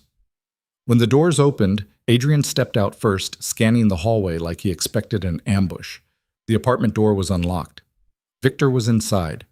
Lena could hear him before she saw him, the sharp sounds of drawers being yanked open, objects hitting the floor. She pushed through the door and found him in the bedroom, systematically pulling her clothes from the closet and throwing them onto the bed. Packing for you, Victor said without looking up. Thought I'd save you the trouble. Victor, don't. He finally met her eyes, and his expression was cold in a way she'd never seen before.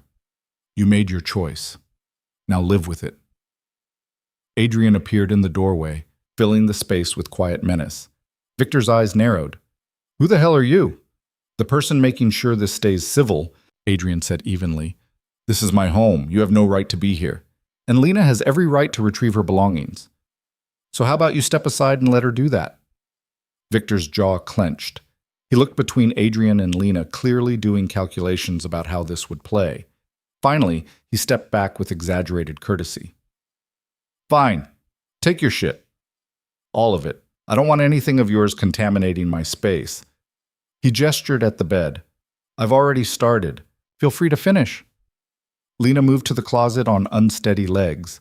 Most of her clothes were already in a pile. The dresses Victor had deemed inappropriate. The jeans he'd said made her look cheap.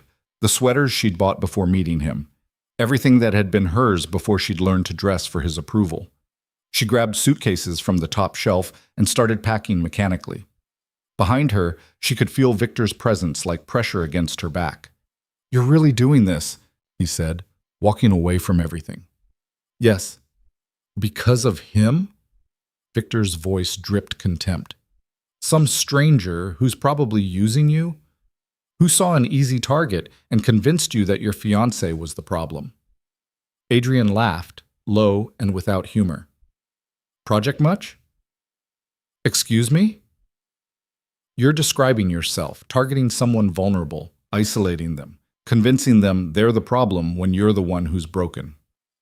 Adrian's expression remained neutral, but his eyes were dangerous.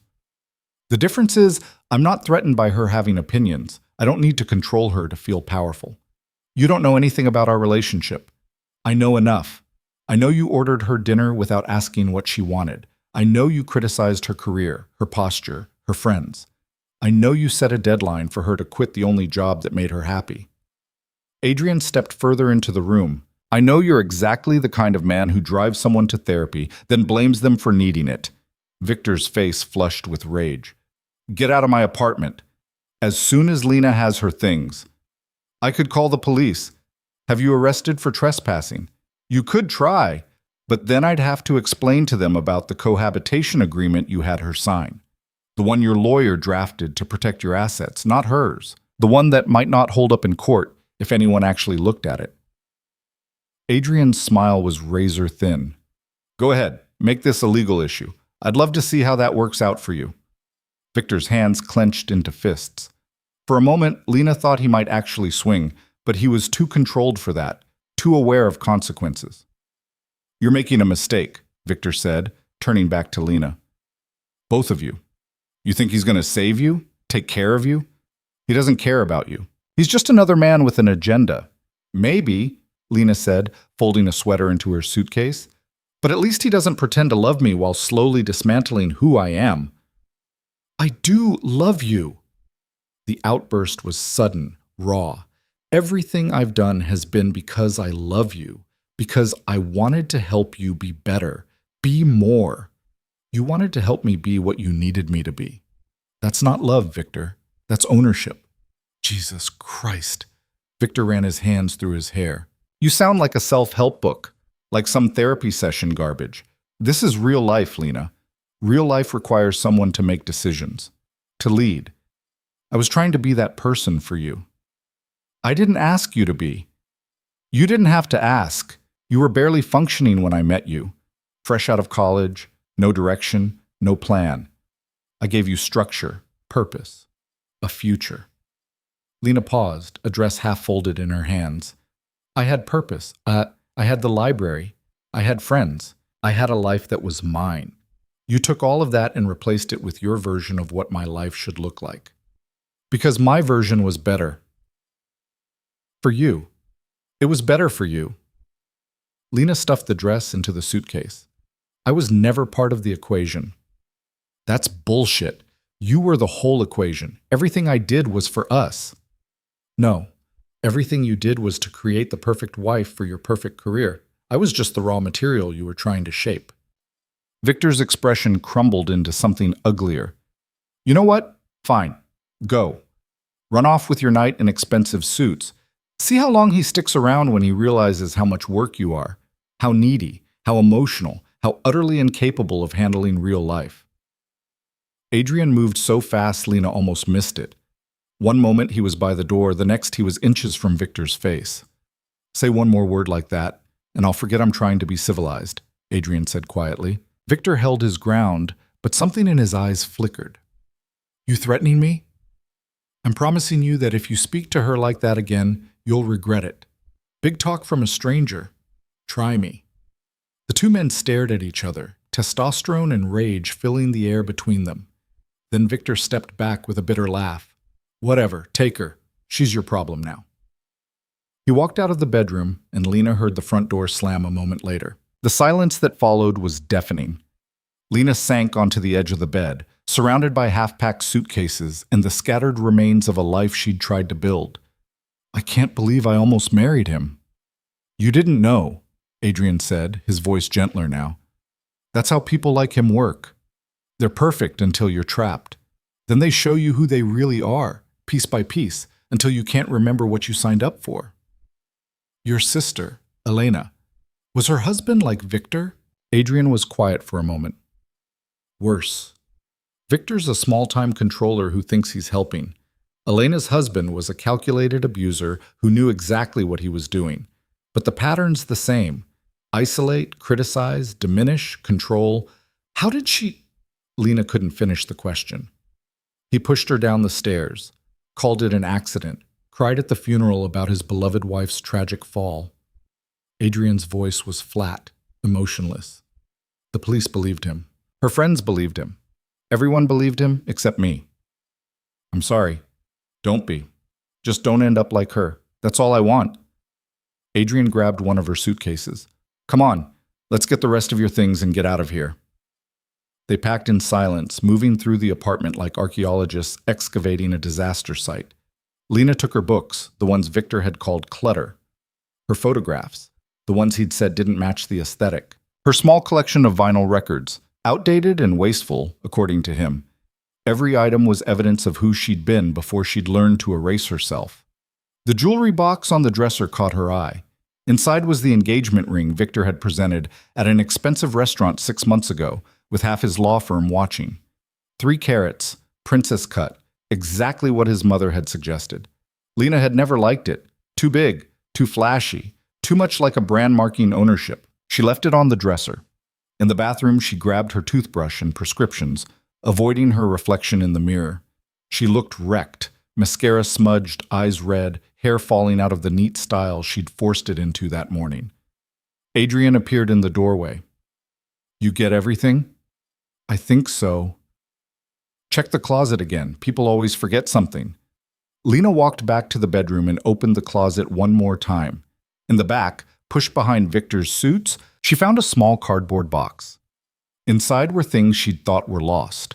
Letters from college friends, a journal from her semester abroad, photographs from before Victor. Evidence of the person she used to be. She added the box to her suitcase and zipped it closed. "Now I have everything." They loaded the car in 3 trips. Clothes, books, small furniture pieces that had been hers. Not much, considering she'd lived here for 6 months. But more than Victor probably thought she deserved. As Adrian pulled out of the parking garage, Lena looked up at the 14th floor window. The lights were on. She could see Victor's silhouette moving behind the curtains, pacing. Then they turned the corner and the building disappeared behind them. "Where to?" Adrian asked. Lena thought about the apartment he'd offered, the key waiting at the front desk, the space that could be hers without conditions or expectations. "The apartment you mentioned, the one you own." "You sure?" "No, but I'm doing it anyway." Adrian smiled slightly and changed lanes, heading toward a different neighborhood, a different building, a different version of Lena's life. They arrived 20 minutes later. The doorman who'd shown Lena the apartment earlier in the week greeted them with professional discretion, helping carry suitcases to the elevator without asking questions. Apartment 2407 looked exactly as Lena remembered. Empty but not sterile. Waiting but not demanding. Just space. Just possibility. Adrian set down the last suitcase and looked around. "It's not much. Furniture's basic, but it's clean and it's yours for as long as you need it." "How much is rent?" "Don't worry about that right now." "Adrian, I can't just—" "You can, and you will, because fighting about rent while you're rebuilding your life is pointless." He pulled out his phone. "I'm having some groceries delivered. Basics. Coffee, eggs, bread. Enough to get you through the weekend." "You don't have to do all this." "I know. I'm doing it anyway." Adrian met her eyes. "You've spent months having someone control every aspect of your life. Let me help without making it another cage." Lena looked around the empty apartment, at the suitcases scattered on the floor, at the windows overlooking a city that suddenly felt full of possibilities instead of threats. "Thank you, Ed," she said quietly, "for everything. For seeing me when I'd stopped seeing myself." "You don't need to thank me. Just promise you'll actually live here. Actually choose yourself." Adrian walked to the door, then paused. "And call me if Victor tries anything. Harassment, legal threats, showing up at the library, anything. I meant what I said about protecting you." "Why? Why do you care so much?" Adrian was quiet for a long moment. "Because Elena called me 3 weeks before she died. Said she was scared. Said she didn't know how to leave. And I told her to wait, to be smart, to make a plan. I gave her advice when what she needed was immediate action. And she died because I prioritized caution over urgency. That wasn't your fault, wasn't it? I knew he was dangerous. I knew she was trapped. And I still told her to wait." Adrian's expression was haunted. "So when I saw you in that restaurant, shrinking under Victor's criticism, I saw her. Saw another chance, saw a way to maybe do it right this time. I'm not a second chance for your guilt." "No, you're your own first chance. I'm just making sure you get to take it." Adrian pulled open the door. "Get some sleep. Tomorrow starts the hard part. Rebuilding. But tonight, you're safe. You're free. That's enough." He left before Lena could respond, the door clicking shut behind him.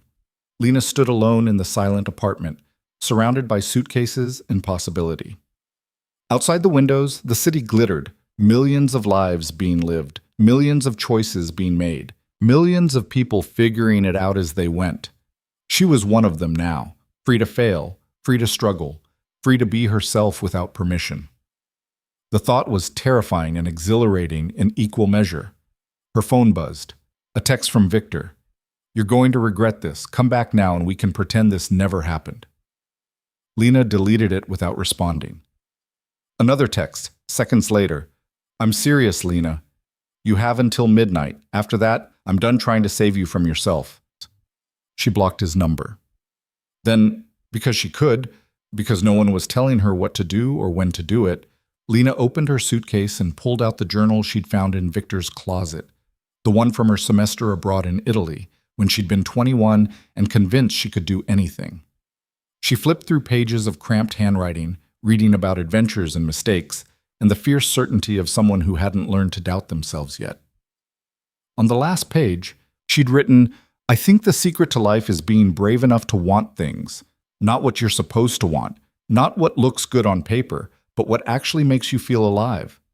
Lena read it 3 times, feeling something crack open in her chest. When had she stopped wanting things? When had she traded alive for acceptable? She didn't know exactly. Couldn't pinpoint the moment when she'd learned to silence her own voice. But she knew, sitting in this empty apartment with her scattered belongings and her uncertain future, that she was done being quiet. The grocery delivery arrived at 9. Adrian had ordered too much, like he was afraid she might starve without options. Lena put things away in the empty kitchen cabinets, feeling strange and untethered without Victor's voice telling her the correct way to organize a pantry. She made toast because she could, ate it standing up in the kitchen because no one was there to tell her to use a plate, made a second piece just because she wanted it. Small rebellions, tiny assertions of autonomy, they felt like revolution.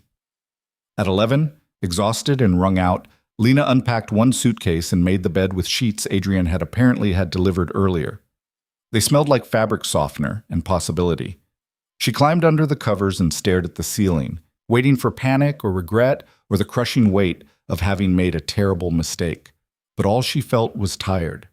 Bone deep, soul tired. The kind of exhaustion that came from carrying something heavy for too long and finally setting it down. Her phone buzzed one more time. Not Victor. She'd blocked him. Someone else. Marcus, her supervisor from the library. "Heard through the grapevine you had a big night. You okay?" Lena typed back. "I left him. I'm okay. I'll be at work Monday." Marcus's response was immediate. "Proud of you. See you Monday. Don't be late." Lena smiled despite herself, set an alarm, turned off the light, and for the first time in months she fell asleep without the weight of someone else's expectations pressing down on her chest. She woke the next morning to sunlight streaming through unfamiliar windows and the disorienting sensation of not knowing where she was. Then memory returned. The restaurant, the confrontation, the apartment, the escape. Freedom. Lena lay in bed for a long moment, listening to the city sounds outside. No Victor telling her to get up, no schedule dictating her morning, no one's needs to consider except her own. She could stay in bed all day if she wanted, could eat cereal for breakfast and lunch, could wear pajamas until noon. The possibilities felt overwhelming. Her phone showed Saturday morning, 9:15. 3 missed calls from a number she didn't recognize, probably Victor calling from his office line. She deleted the notifications without listening to the voicemails. There was also a text from Adrian, sent at 7 a.m. "Coffee place on the corner is excellent. My treat. Take the day to settle in. Call if you need anything." Lena showered in the unfamiliar bathroom, dressed in clothes that were hers and hers alone, and ventured out to find the coffee place Adrian had mentioned. The neighborhood was different from Victor's, less aggressively upscale, more actually lived in. She passed a bookstore, a yoga studio, a small park where people were walking dogs. Normal life. Regular people doing regular things. She'd forgotten what that looked like. The coffee shop was crowded with Saturday morning regulars. Lena ordered a latte and a croissant, paid with her own debit card, and found a seat by the window. No one told her what to order. No one suggested she didn't need the pastry. No one criticized her choice of seat or her posture or the way she held her cup. She was just a person having coffee. Anonymous. Free. The normalcy of it made her throat tight. Her phone rang.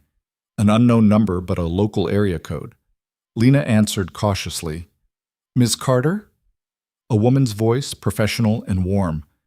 This is Jennifer Park. I'm an attorney. Adrian Voss asked me to reach out to you regarding your situation with Victor Hale. Lena's stomach clenched. What situation? The cohabitation agreement you signed. Adrian sent me a copy, and I have some concerns about its enforceability. Would you be available to meet this afternoon?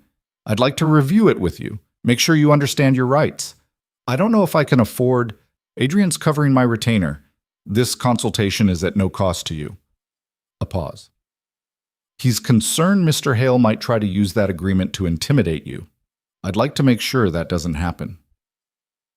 Lena thought about Victor's threats at the restaurant, about taking everything, burning bridges, making sure she had nothing. Okay, she said. When? They set a time for 2 p.m. at Jennifer's office in a building Lena recognized as expensive real estate. She hung up feeling both grateful and uneasy about how much Adrian was orchestrating behind the scenes. But then again, Victor had been orchestrating her entire life for months. At least Adrian's orchestration was designed to free her instead of trap her. Lena finished her coffee and walked back to the apartment, taking the long route through the neighborhood. She passed the bookstore again, and on impulse, went inside. The woman behind the counter looked up with a genuine smile. Morning. Can I help you find something? Just browsing. Take your time. We've got new fiction in the front and poetry's in the back left corner. Poetry. Lena thought about the Rilke collection Adrian had given her, about page 47 and the door that supposedly existed in every cage. She found the poetry section and spent 20 minutes reading first lines, letting words wash over her without judgment or purpose. When she left, she'd bought 3 books, 2 poetry collections and a novel about a woman starting over in a new city. Small rebellions, tiny assertions, revolution. Back at the apartment, Lena unpacked the rest of her suitcases, found places for her things in empty closets and bare shelves, put her photographs on the windowsill where they caught afternoon light, arranged her books on the built-in shelves in the living room, not by color but by what she actually wanted to read. It took 3 hours to make the space feel even remotely like hers, but by the time she left for the attorney's office, the apartment had started to shift from possibility to reality. Jennifer Park's office was on the 23rd floor of a glass building downtown. She was younger than Lena expected, maybe mid-30s, sharp-eyed, dressed in a suit that suggested competence without flash. "Thank you for coming," Jennifer said, gesturing to a chair across from her desk. "I've reviewed the cohabitation agreement you signed with Mr. Hale. I have to say it's one of the more one-sided documents I've seen in a while. That bad? It essentially protects all of his assets while claiming any property you acquired during your cohabitation belongs to him, including gifts, shared expenses, even things you purchased yourself if you used a joint account." Jennifer leaned back in her chair. "The good news is it's probably not enforceable. The bad news is he can still use it to threaten you, tie you up in legal proceedings, make your life difficult." Lena's chest tightened. "So what do I do?" "You document everything. Keep records of what you brought into the relationship, what you purchased yourself, what's legitimately yours. If he tries to claim you took his property, you'll need evidence." Jennifer pulled out a legal pad. "Walk me through what you left behind at his apartment. What did you take? What did you leave?" Lena described the engagement ring, the expensive dresses Victor had bought, the furniture he'd selected, everything she'd walked away from. "Smart-ish," Jennifer said, making notes. "Leaving the ring was the right call. It could be argued as a conditional gift, and returning it avoids complications." She looked up. "Did he ever make threats? Physical, emotional, financial?" "Last night, at dinner, he said he'd make sure I couldn't get hired anywhere, that he had connections. Empty threats, most likely, but we'll be prepared if he tries to follow through." Jennifer's expression was all business. "Here's what I need you to do. No contact with him. If he calls, texts, shows up at your work, document it, but don't respond. If he escalates, we file for a restraining order. If he tries to use that cohabitation agreement, we challenge it in court. But the most important thing is you don't engage. What if he shows up at the library? I can't avoid him forever. You don't avoid him. You just don't engage. If he approaches you, you say, 'I have nothing to say to you,' and you walk away. If he persists, you call the police. You document every interaction. Jennifer met Lena's eyes. Men like Victor rely on intimidation. They count on you being too afraid or too tired to fight back. The moment you actually push back with legal resources, they usually fold. He's a lawyer. He knows how this works. He's a corporate attorney who handles contracts and depositions. I'm a family law specialist who's dealt with dozens of coercive relationships. Trust me when I say I'm better at this than he is. Jennifer slid a business card across the desk. My cell number's on there. You call me day or night if anything happens. Anything at all. Lena took the card with shaking hands. Adrian's paying you for all this? He is. And before you feel guilty about it, know that he insisted. Said he had resources and you needed protection, and that was the end of the discussion. Jennifer's expression softened slightly. He also said you'd probably try to refuse help because you've been conditioned to think you don't deserve it. So I'm telling you the same thing I told him. Take the help. Fight the battles you need to fight. Don't waste energy on pride. Lena left the office an hour later with a folder full of documents, a plan for potential legal action, and the strange sensation of having someone competent and fierce in her corner. The sun was setting when she got back to the apartment. She made dinner, pasta with butter and garlic, simple and comforting, and ate it while sitting on the floor because the apartment didn't have a dining table yet. Her phone buzzed. Not Victor this time. Adrian. Jennifer said the meeting went well. She's terrifying in the best possible way, Lena typed back. That's why I hired her. You settling in okay? Yeah, it's strange, but good strange. Good. Get some rest. Tomorrow's Sunday. Take the day for yourself. Lena stared at the message. Take the day for yourself. Such a simple concept, such an impossible luxury when she'd been with Victor. She typed back, thank you for everything. Adrian's response took a moment. Stop thanking me. Start living. That's all the payment I need. Lena set down her phone and looked around the apartment, at her books on the shelves, her photographs on the windowsill, her things in her space, arranged the way she wanted them. For the first time in longer than she could remember, she was alone. Really, truly alone. Not lonely, not abandoned, just alone with herself and her choices and her uncertain future. And it felt like the beginning of something she couldn't yet name. She climbed into bed early, exhausted from the emotional weight of the past 48 hours. Outside her window, the city hummed with Saturday night energy, people living their lives, making their choices, being themselves without permission. Tomorrow she'd join them. Tomorrow she'd figure out how to be Lena Carter again. Not Victor's fiancé, not anyone's project or possession, just herself, whoever that turned out to be. But tonight, in this quiet apartment with clean sheets and no one's expectations, she let herself simply exist. And for the first time in a very long time, that was enough. Sunday morning arrived with rain drumming against the windows and the kind of gray light that made the city look softer around the edges. Lena woke without an alarm for the first time in months, rolled over, and stared at the ceiling of her new bedroom. No Victor beside her checking his phone. No schedule dictating when she needed to be awake. No expectations except the ones she set for herself. The freedom of it still felt surreal. She made coffee in the small kitchen, stood at the window, watching rain slide down the glass, and felt the weight of everything that had happened settle into her bones. 3 days ago she'd been engaged, living in Victor's apartment, planning a wedding she didn't want. Now she was alone in a strange apartment with nothing figured out except that she wasn't going back. Her phone sat on the counter, deliberately face down. She'd turned off notifications last night, needing silence more than connection. But curiosity won eventually, and she flipped it over to find 17 missed calls from Victor's mother, a handful of texts from numbers she didn't recognize, and one message from Adrian sent at 6 a.m. Take the day, rest, rebuild, I'm here if you need me. Lena typed back, I'm okay. Thank you. The response came immediately, like he'd been waiting.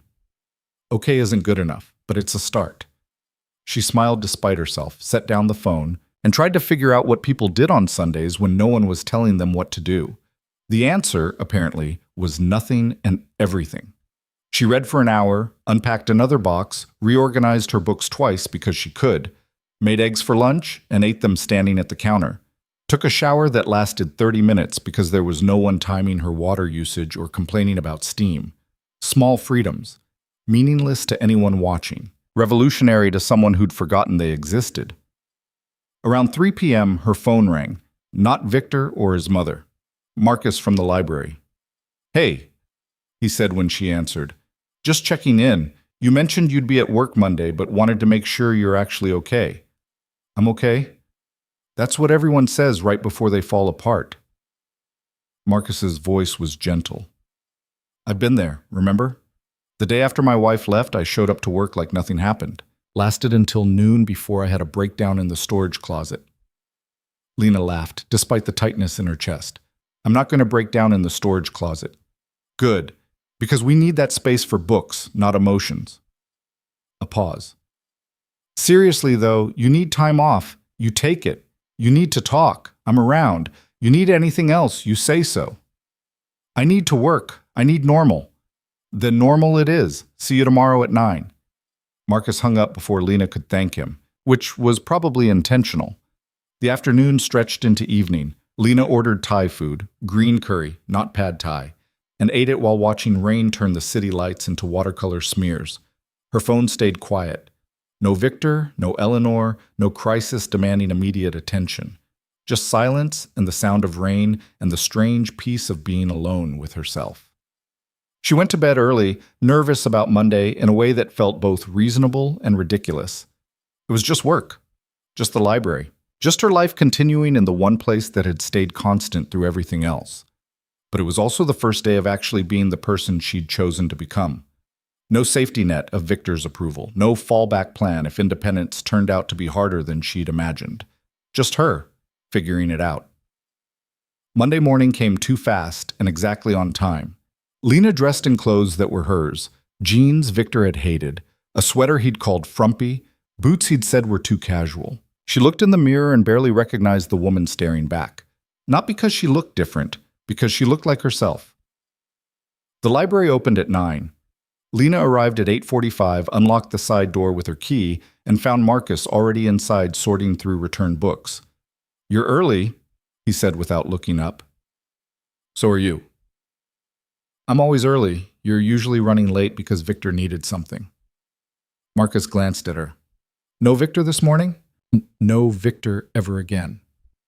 "Good." He handed her a stack of books. "Fiction section needs restocking, and Mrs. Patterson called asking about the new large print mysteries. They're in the back if you want to set some aside for her." Normal. Blessed, ordinary, predictable, normal. Lena fell into the rhythm of work like slipping into comfortable clothes, shelving books, helping patrons, answering questions about library hours and overdue fees and whether they had that book everyone was talking about. The Henderson twins came in after school and argued over the graphic novels. Mr. Chen renewed his automotive manual again. Life continuing like the past week hadn't exploded her entire existence. Around 2 p.m., the library door opened and Lena looked up from the circulation desk to see Victor walking in. Her entire body went cold. He looked terrible. Rumpled suit, dark circles under his eyes, the kind of exhaustion that came from not sleeping. But his expression was controlled, calm, the mask of reasonableness he wore when he was about to make an argument he'd already decided he'd win. "Lena." He approached the desk with his hands visible, non-threatening. "Can we talk?" "No." 5 minutes. Please, just let me explain." "There's nothing to explain. We're done." "We're not done until I say we're done." The words came out sharper than he'd probably intended. He caught himself, softened his voice. "I mean, we have things to discuss, practical things. Your stuff at the apartment, the engagement announcement, what we tell people." "I took my stuff. The engagement is off. Tell people whatever you want." Victor's jaw clenched. "You're being unreasonable." "I'm being clear. There's a difference." "Lena." He reached across the desk like he was going to take her hand, and she stepped back. The movement was instinctive, defensive, and something flickered across his expression, hurt or anger or some combination. Marcus appeared from the back office like he'd been waiting for this exact moment. "Sir, can I help you with something? Are you looking for a book?" Victor barely glanced at him. "I'm talking to my fiancé." Your ex-fiancé, Lena corrected. And I'm working. You need to leave. I'm not leaving until we talk about this properly, like adults. Then I'm calling the police. Marcus pulled out his phone with the calm certainty of someone who dealt with difficult patrons before. You're harassing my employee. Either leave voluntarily or leave with an escort. Victor's face flushed. This is insane. Lena, tell him this is insane. Leave, Victor. You can't just throw away everything we built over one argument. It wasn't one argument. It was months of you telling me who to be. Lena's voice stayed steady, even though her hands were shaking. I'm done. We're done. Leave. Victor looked between Lena and Marcus, clearly doing calculations about how this would look if the police actually showed up. Finally, he stepped back with his hands raised in mock surrender. Fine. I'll leave. But this isn't over, Lena. You don't get to just walk away from your responsibilities. Watch me. He turned and walked out, and Lena's legs went weak. She grabbed the edge of the desk to steady herself, breathing hard. Marcus lowered his phone. You okay? Yeah, no, I don't know. Lena sank into the desk chair. I can't believe he came here. Men like that always come back. They can't handle losing control. Marcus pulled up a chair beside her. You did good. Stood your ground. Didn't engage. I feel like I'm going to throw up.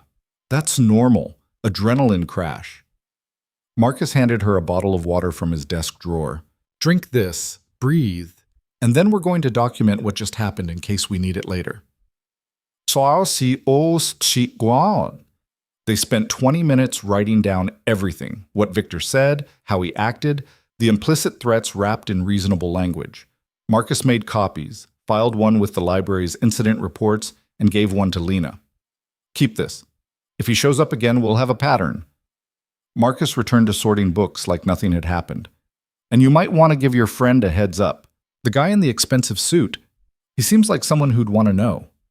Lena pulled out her phone and texted Adrian. Victor showed up at the library. Marcus handled it. I'm okay. The response came within seconds. Did he threaten you? Not explicitly, just implied I was being unreasonable. That's a threat. I'm calling Jennifer, and I'm coming by when you're done with work. You don't have to. I know. Doing it anyway. What time do you finish? Lena told him 5 p.m., then tried to return to normal work. But her hand shook every time the door opened, and she kept watching for Victor's car through the windows. The rest of the afternoon crawled by. Finally, 5 o'clock arrived, and Lena locked up the library with Marcus watching to make sure she got to her car safely. Adrian was leaning against a black Mercedes in the parking lot, looking like he'd come straight from some business meeting.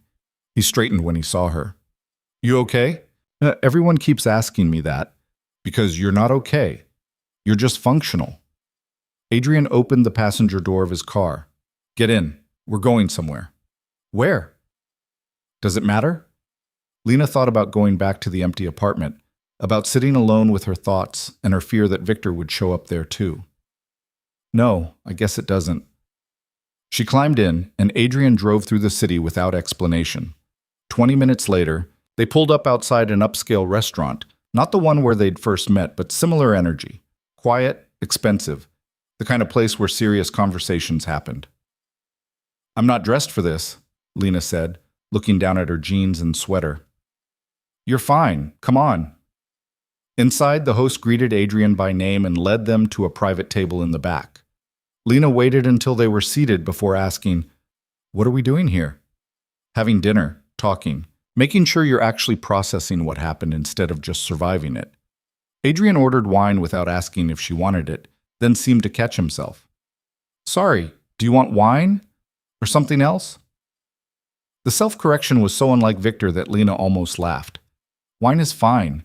They ordered food. Adrian asked what she wanted instead of deciding for her, and sat in the kind of comfortable silence that felt rare and valuable. Finally, Adrian said, Jennifer's drafting a cease and desist letter. If Victor contacts you again, we send it. If he violates it, we file for a restraining order. That seems extreme. It's necessary. Men like him escalate when they realize they're losing control. Adrian's expression was serious. I've seen it before. They start with reasonable requests, then move to implied threats, then actual intimidation. We stop it now before it gets worse. What if I'm overreacting? What if he was just trying to talk? He showed up at your workplace after you explicitly ended the relationship. That's not talking. That's boundary violation. Adrian leaned forward.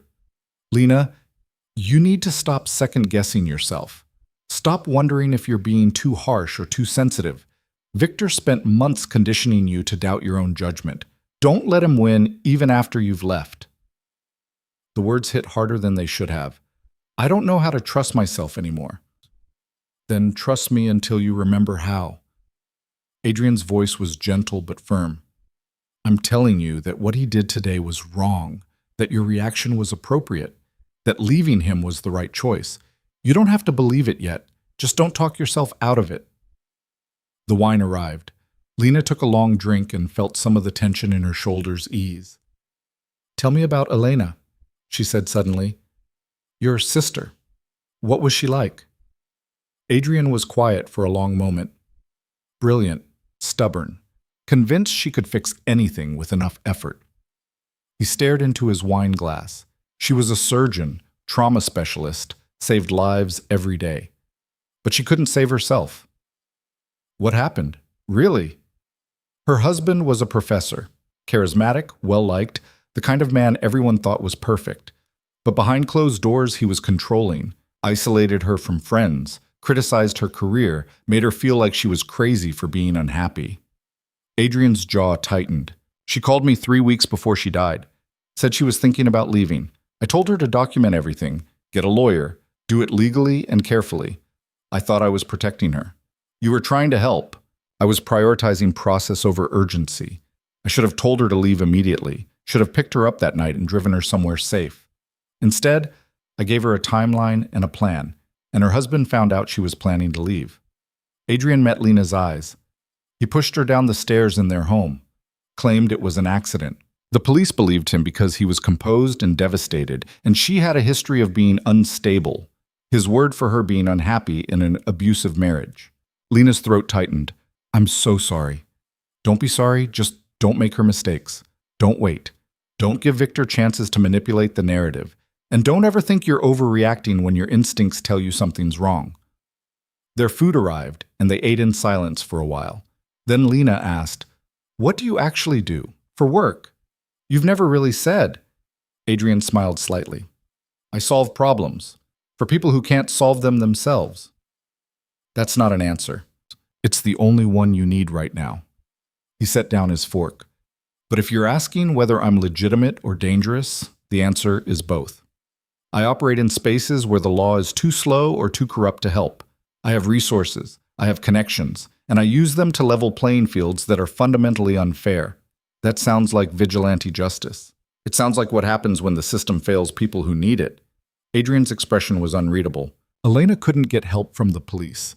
Couldn't prove her husband was abusive because he never left visible marks. The system protected him and failed her. I decided I wouldn't let that happen to anyone else if I could prevent it. So you rescue people. I give them options. What they do with those options is up to them. Adrian gestured at Lena. You're not my charity case. You're someone who needed space to make her own choices. I provided that space. What you do now is entirely your decision. Lena looked at him. This man who'd appeared in her life like a plot device, who'd seen her suffering and refused to look away, who'd given her resources and protection and asked for nothing in return. Why me? She asked quietly. There are thousands of people in situations like mine. Why did you choose to help me? Because I was there. Because I saw it happening. Because not helping would have haunted me. Adrian paused. And because something about you reminded me that some people are still worth saving. The vulnerability in his voice made Lena's chest tight. I'm not sure I'm worth all this effort. That's Victor talking, not you. Adrian's eyes were steady on hers. The real you, the person who loves working at a library, who stands up to controlling mothers-in-law, who had the courage to leave even when it terrified her, that person is absolutely worth it. Lena felt tears burn behind her eyes. I don't know how to do this. How to be alone. How to rebuild. You do it badly at first. You make mistakes. You second-guess yourself. You have moments where you think going back would be easier. Adrian's voice was gentle. And then one day you wake up and realize you're not just surviving anymore. You're actually living. And it's messy and complicated and nothing like the perfect life you thought you wanted, but it's yours. They finished dinner slowly, talking about nothing important and everything that mattered. Books they'd read, places they'd traveled, the strange isolation of being in a crowded city. Lena learned that Adrian had a dog named Murphy who was ancient and stubborn, that he'd grown up in Boston but left after Elena died because the city felt haunted, that he didn't sleep well and worked too much and probably needed therapy but kept finding reasons not to go.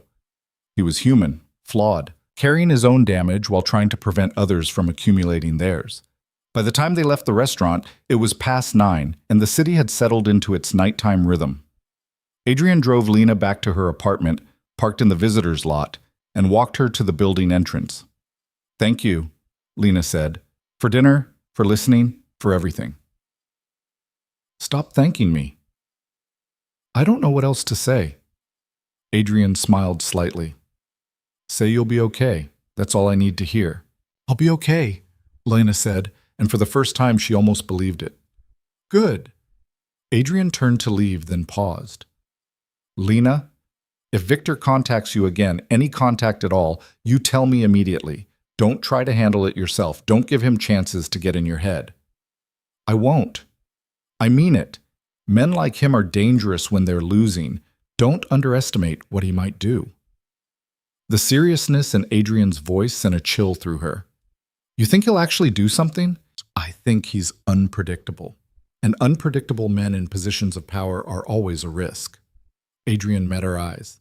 "Just be careful. Be smart. And don't be alone with him under any circumstances."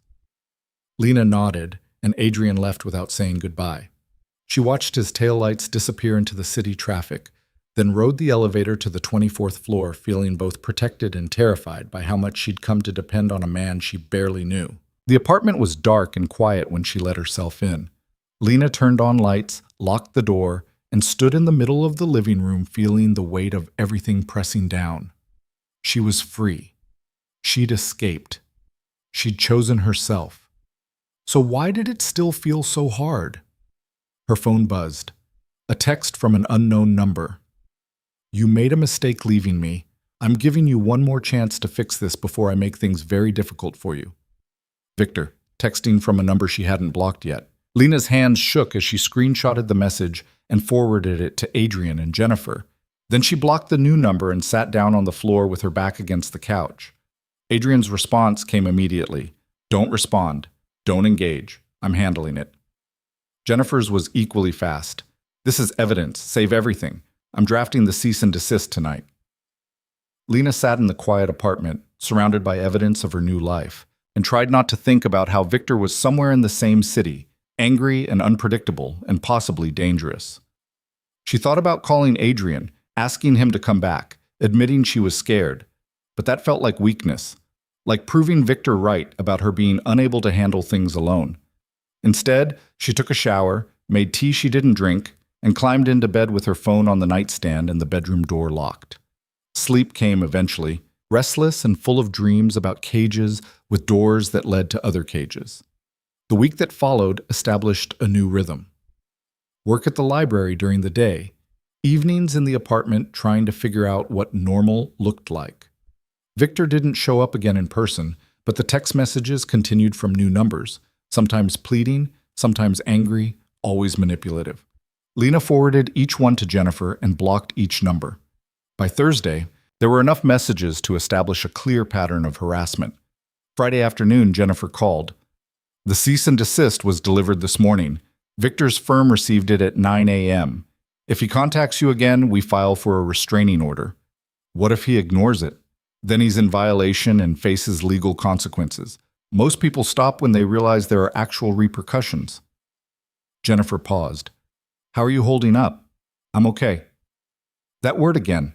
You know, okay isn't the same as good, right? Lena smiled despite herself. "Everyone keeps reminding me." "Because you need reminding. Take care of yourself, Lena, and call me if anything changes." The weekend arrived quiet and uneventful. No messages from Victor, no confrontations, just silence and space and the slow process of figuring out who she was without someone telling her. Saturday evening, Lena's doorbell rang. She checked the peephole and found Adrian standing in the hallway holding a paper bag. She opened the door. "What are you doing here?" "Bringing dinner and checking on you." Adrian held up the bag. "Thai food, green curry, extra vegetables. Am I remembering right?" "You remember my takeout order?" "I remember you mentioned Victor always got it wrong." Adrian stepped inside when she gestured him in. "Figured you deserved the right order at least once." They ate sitting on the floor because Lena still didn't have a dining table, talking about everything except Victor and lawyers and cease and desist letters. Adrian told her about Murphy's latest rebellion against authority, refusing to take his medication, barking at the neighbor's cat, generally being a stubborn old dog. Lena told him about the Henderson twins' latest library drama and Mrs. Patterson's opinions on the new large print mysteries. Normal conversation. Easy and comfortable and surprisingly natural. When they finished eating, Adrian said, "I have something for you." He pulled an envelope from his jet jacket and set it on the floor between them. Inside were keys and a small card. "What is this?" "Title to the apartment. It's in your name now. Yours completely. No rent, no conditions, no strings." Lena stared at the papers. "I can't accept this." "Too late. It's already done." Adrian's voice was calm, non-negotiable. "You need stability, security, a place that's actually yours. This gives you that. This is too much. It's a drop in the bucket compared to what I have. And it's nothing compared to what you need." Adrian leaned back against the couch. "I know you want to do this yourself. Prove you're capable. But accepting help isn't weakness, Lena. It's strategy. You can't rebuild while you're worried about rent or Victor showing up or having nowhere safe to go." "Why are you doing this?" "Because I can. Because you need it. Because watching you fight for your life while carrying unnecessary burdens is pointless when I can remove some of those burdens." Adrian met her eyes. "Take it. Use it. Build something real here. That's all I'm asking."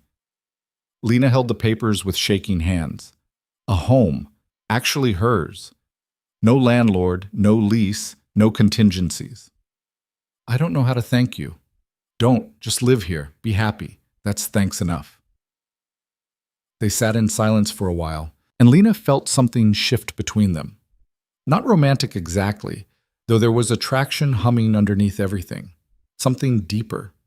Recognition of shared damage and the strange intimacy of being seen completely. "Can I ask you something personal?" Lena said finally. "You can ask, doesn't mean I'll answer. Do you do this for everyone? Give them apartments and lawyers and rescue operations?" Adrian considered the question. "No, most people I help get resources and information. Options for escaping whatever situation they're in. But I don't usually get personally involved." "So why me?" "I told you. You reminded me of Elena." "That's not the whole truth." Adrian smiled slightly. "No, it's not."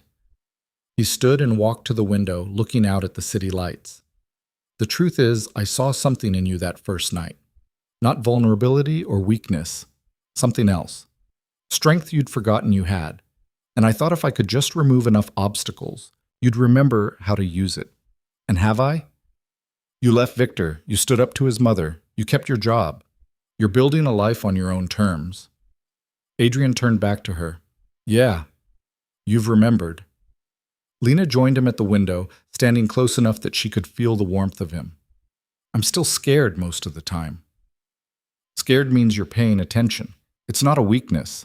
It feels like one. That's because Victor spent months convincing you that needing anything made you defective. But fear is just information. What you do with it is what matters." They stood there looking out at the city, and Lena felt the enormity of what had changed in 2 weeks. 2 weeks ago, she'd been engaged to a man who made her feel invisible. Now she was standing in her own apartment with a man who saw her completely and asked nothing in return except that she exist authentically. "I should go," Adrian said finally. "It's late. Stay." The word came out before Lena could think about it. "I mean, not like that. Just stay and talk. I don't want to be alone right now." Adrian studied her for a long moment. "You sure?" "Yes." They ended up on the couch, talking until past midnight. About Elena and Victor and all the ways people learn to disappear inside their own lives. About fear and courage and the strange space between them where most people actually lived. About what it meant to rebuild when everything had been broken. Somewhere around 2 a.m., Lena fell asleep mid-sentence, her head tilted against the couch cushion. She woke hours later to find Adrian gone and a blanket draped over her that hadn't been there before. On the coffee table was a note in his handwriting. "You asked what you owe me. Here's the answer. Owe yourself the life you deserve. That's all." A. Lena held the note and felt something crack open in her chest. Not grief, not fear. Something that felt dangerously close to hope. The next few weeks settled into a new normal. Work at the library, evenings in her apartment, weekend coffee shops and bookstores, and the slow process of remembering who she was. Victor stayed silent after the cease and desist, and Lena started to believe maybe it was actually over.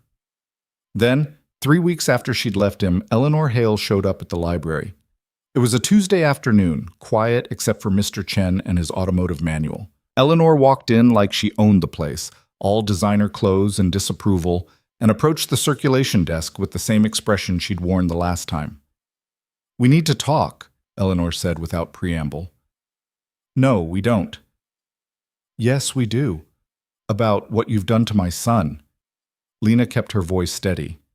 "I haven't done anything to Victor. I ended a relationship that wasn't working. You humiliated him, made him look like a fool in front of his colleagues. Do you have any idea what that's cost him? I don't care what it's cost him. I care what staying would have cost me."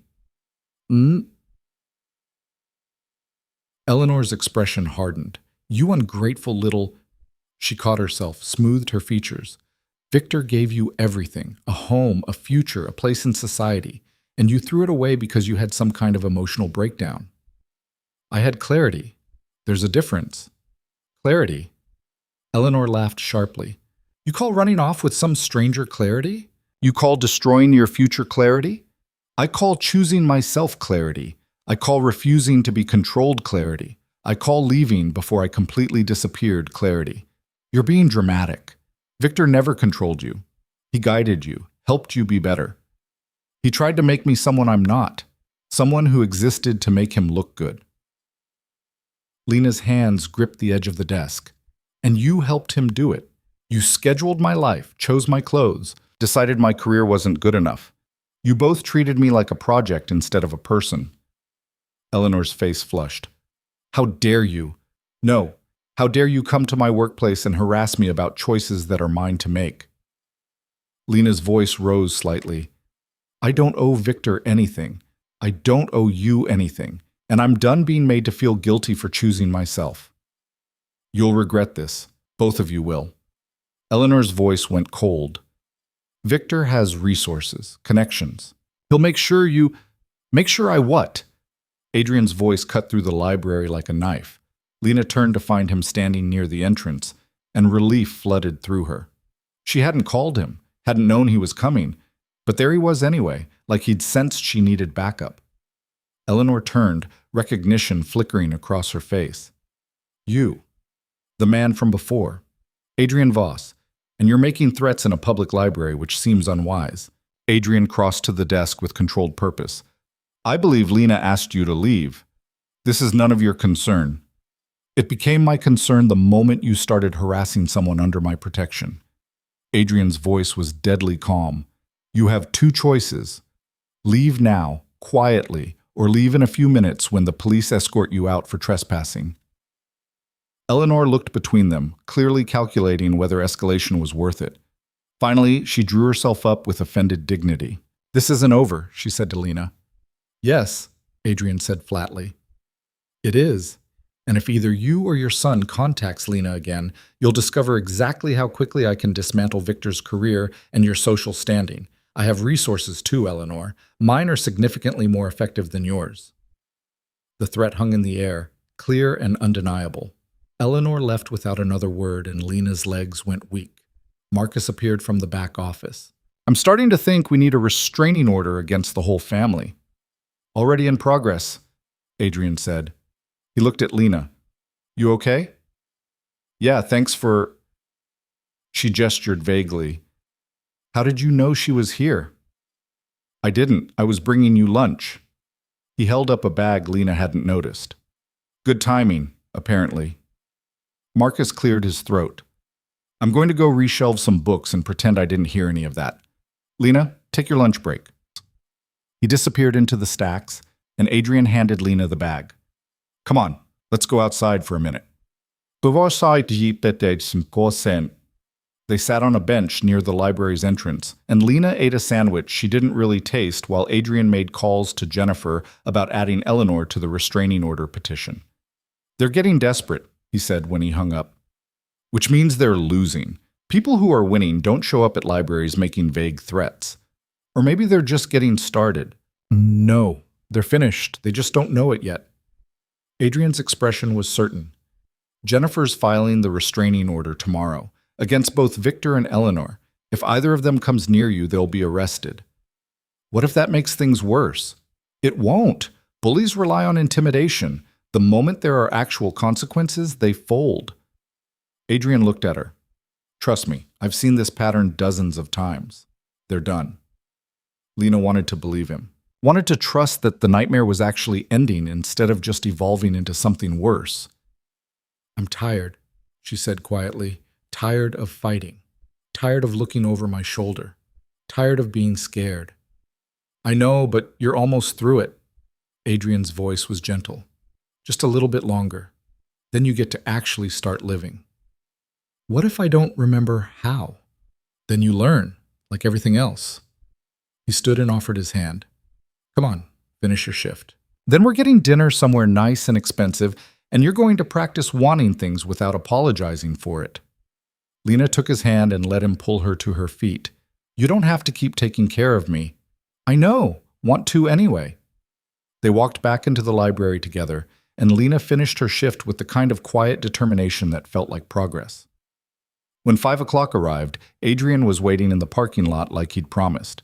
They went to dinner, not Thai this time, but a steakhouse where the menu didn't have prices and the wine list required translation. Adrian ordered for himself and then asked Lena what she wanted, actually listened to her answer, and didn't question her choices. Small things. Meaningless to anyone watching, revolutionary to someone who'd forgotten what respect looked like. Over dinner, Adrian said, I have something to tell you, and you're going to have questions. Lena set down her fork. That's ominous. Not ominous, just complicated. Adrian took a breath. I'm leaving the city next month, moving to Seattle to start a foundation, something I've been planning for a while. Lena's chest tightened. Oh. It's not about you. This was in motion before we met, but the timing's lousy, and I wanted you to know. A foundation for what? Helping people leave abusive situations.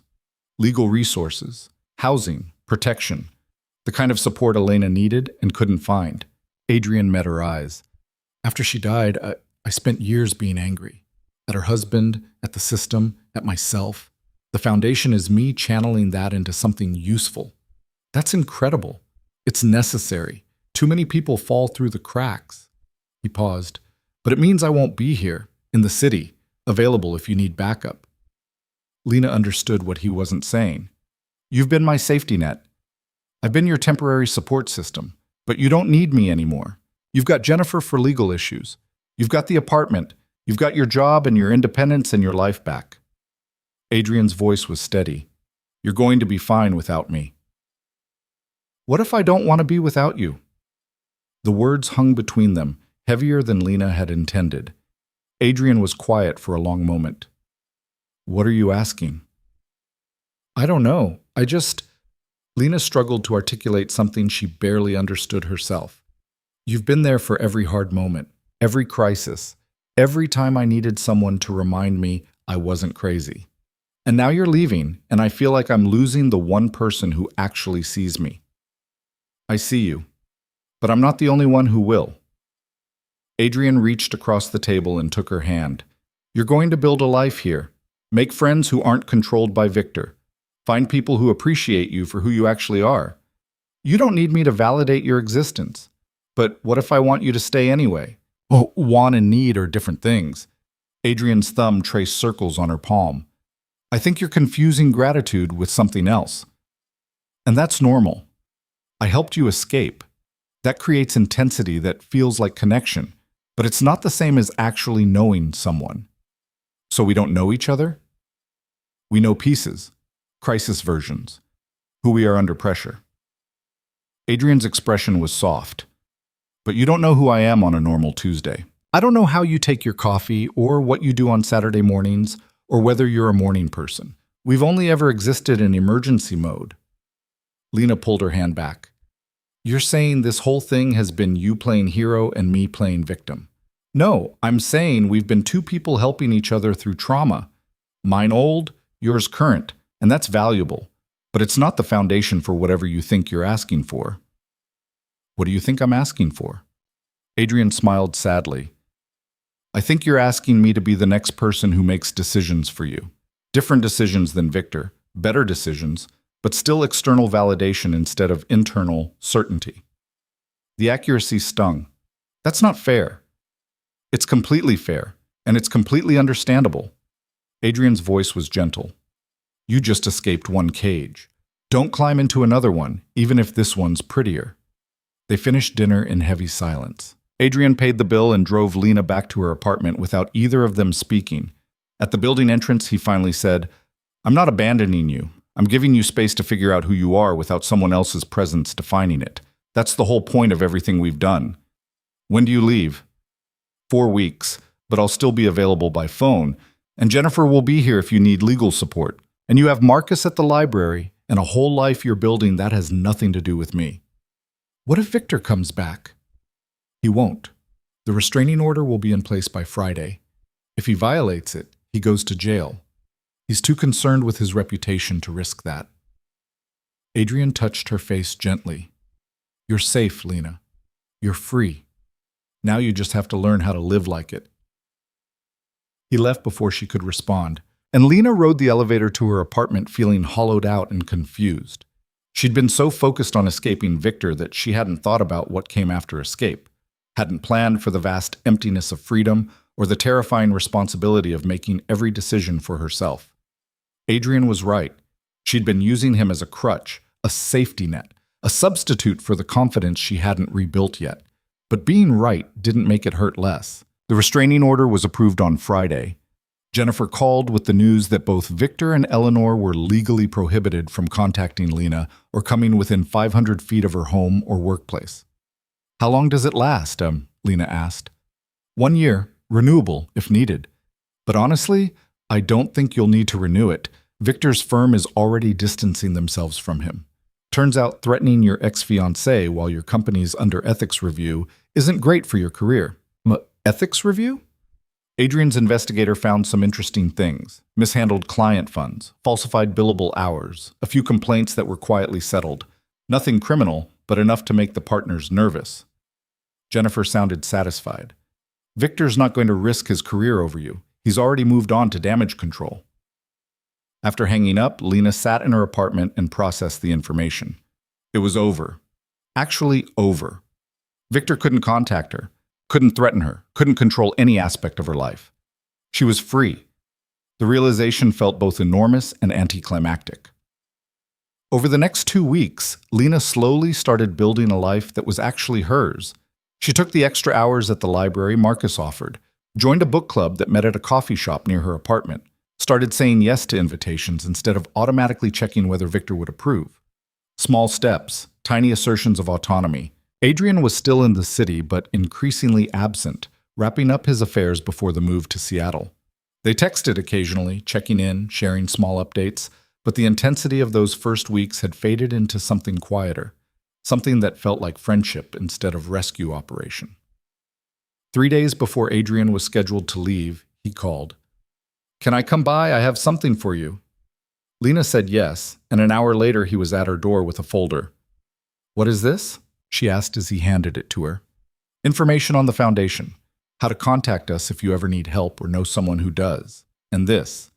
He pulled out a second envelope. A job offer, if you want it. Lena opened the envelope and found a formal offer letter. Position.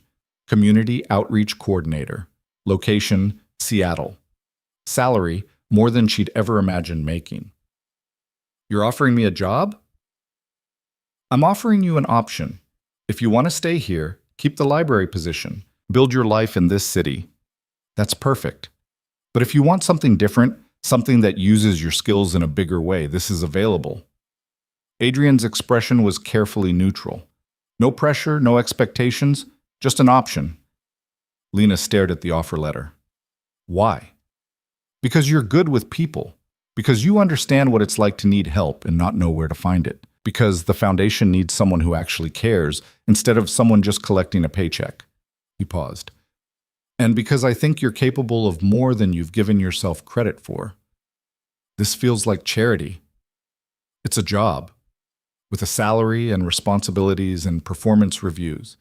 If you're bad at it, you'll get fired. If you're good at it, you'll thrive. Adrian smiled slightly. I'm not offering you charity. I'm offering you an opportunity to be part of something that matters. Lena looked at the letter, at the salary and the job description and the possibility of a completely different life in a completely different city. I need to think about it. Of course, take your time. The offer's open-ended. Adrian headed for the door. I'm leaving Saturday morning. If you decide you want the job, let me know. If you don't, that's fine too. Either way, you're going to be okay. He left, and Lena sat with the offer letter for the rest of the evening. Stay in the city she knew, keep the job she loved, build a small, safe life that was entirely hers, or take a risk on something bigger, move across the country, work for a foundation trying to help people like her. Both options terrified her. Both felt impossible. Friday night, she called Marcus. Can I ask your advice about something? Always. She told him about the job offer, about Adrian leaving, about the choice pressing down on her. Marcus was quiet for a moment. Then he said, What do you want? I don't know. Yes, you do. You're just afraid to say it out loud. Lena thought about the library, about the regulars she'd come to know, about the comfortable routine she'd finally established. Then she thought about Elena, about all the people who needed help escaping situations like hers, about the possibility of doing work that actually mattered on a larger scale. I want to go, she said quietly. I want to take the job. I'm just scared. Scared of what? Of failing, of being alone in a new city, of proving Victor right that I can't handle things on my own. Victor was never right about anything, and being scared doesn't mean you're incapable. It means you're paying attention. Marcus paused. You know what I think? I think you've been playing it safe your whole life. Safe college, safe job, safe relationship that turned out to be a cage. Maybe it's time to stop playing safe and start playing alive.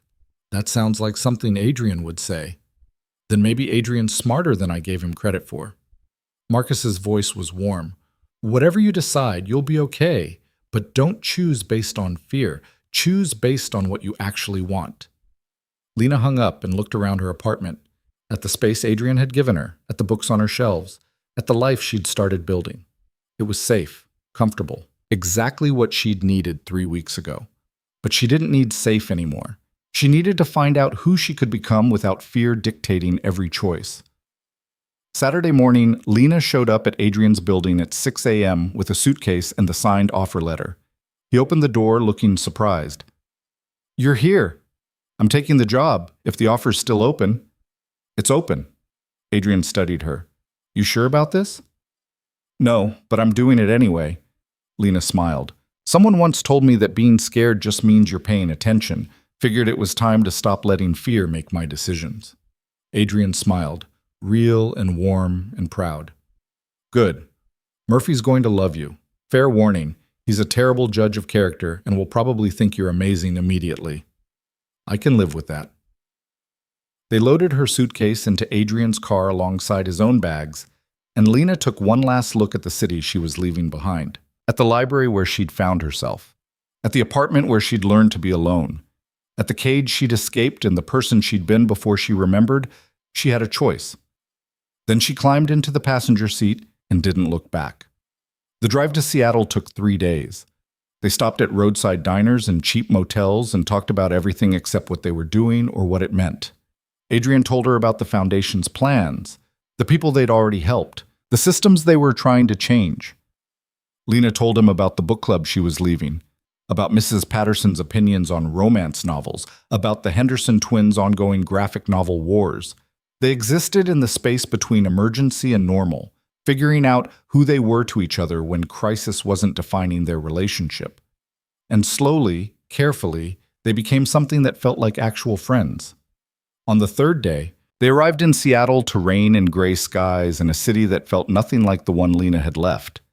Adrian's apartment was in a neighborhood full of coffee shops and bookstores and the kind of liberal politics that showed up on yard signs and bumper stickers.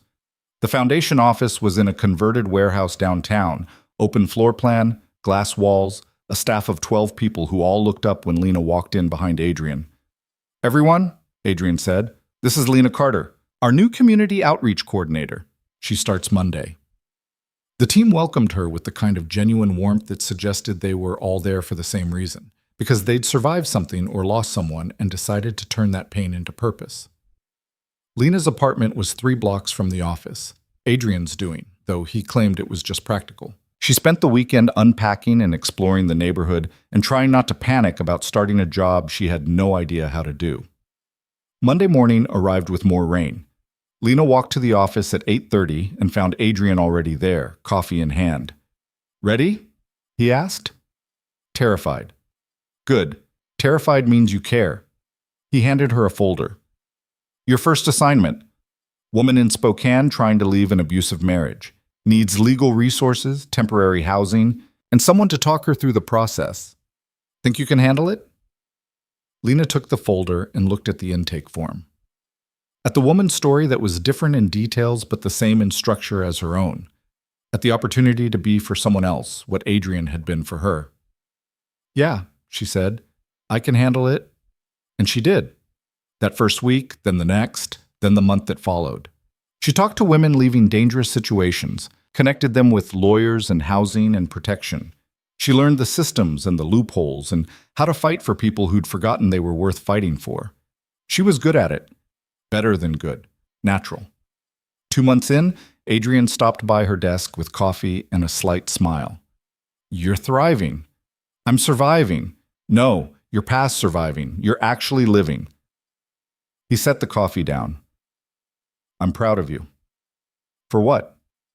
"For choosing yourself, for taking the risk, for being brave enough to want something instead of just accepting what you were given." Lena looked at him. This man who'd seen her at her lowest, who'd given her space to rebuild, who'd trusted her to become someone worth trusting. "Thank you," she said, "for everything, for the door. You walked through it. That was all you." 3 months became 6. 6 became a year. Lena built a life in Seattle that was nothing like the one she'd imagined and everything she actually needed. She made friends at the foundation, adopted a rescue dog named Scout, who was neurotic and perfect. Started dating eventually, cautiously, with boundaries, with the knowledge that she'd rather be alone than diminish herself again. Adrian remained her colleague and friend, but the intensity of those first weeks faded into something steadier. They got coffee on Fridays and argued about foundation policy and occasionally went to dinner when neither of them felt like being alone. It wasn't a love story, it was something better, a story about 2 damaged people helping each other remember how to be whole. On the 1-year anniversary of leaving Victor, Lena went to dinner alone at a restaurant she chose. She ordered what she wanted, wore what she liked, and sat by herself without apologizing for taking up space. Her phone buzzed. A message from Adrian. "Happy Independence Day. Proud of you." Lena smiled and typed back. "Thanks for showing me the door. You walked through it. That was always the hard part." She finished dinner and walked home through rain that felt cleansing instead of miserable. Back at her apartment, Scout greeted her with the kind of enthusiastic love that didn't come with conditions.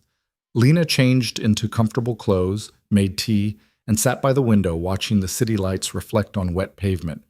Somewhere in another city, Victor was probably still trying to control someone else. Eleanor was probably still judging people for not meeting her standards. The world was full of cages and people who built them and people who got trapped inside. But Lena wasn't in a cage anymore. She was free. Messy and imperfect and still figuring it out, but free. And that, finally, was enough. Pa. She picked up her phone and called her mother, something she'd been avoiding for a year.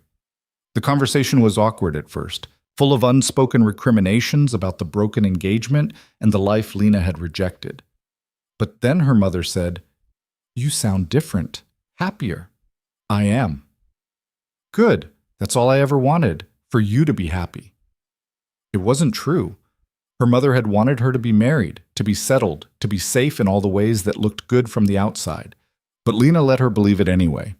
After hanging up, she sat with the knowledge that some relationships would never fully heal, that some people would never understand why she'd left, that choosing herself meant accepting that not everyone would approve. And she was okay with that. More than okay. She was alive. Actually, genuinely, messily alive. And every day she got to wake up and choose herself again. That was the real ending. Not a dramatic confrontation or a perfect resolution, just the quiet certainty that she'd reclaimed the most important thing, her own life, her own choices, her own right to exist on her own terms. The cage had a door. She'd walked through it, and what she'd found on the other side wasn't perfect or easy or anything like she'd imagined. It was just hers, and that made all the difference.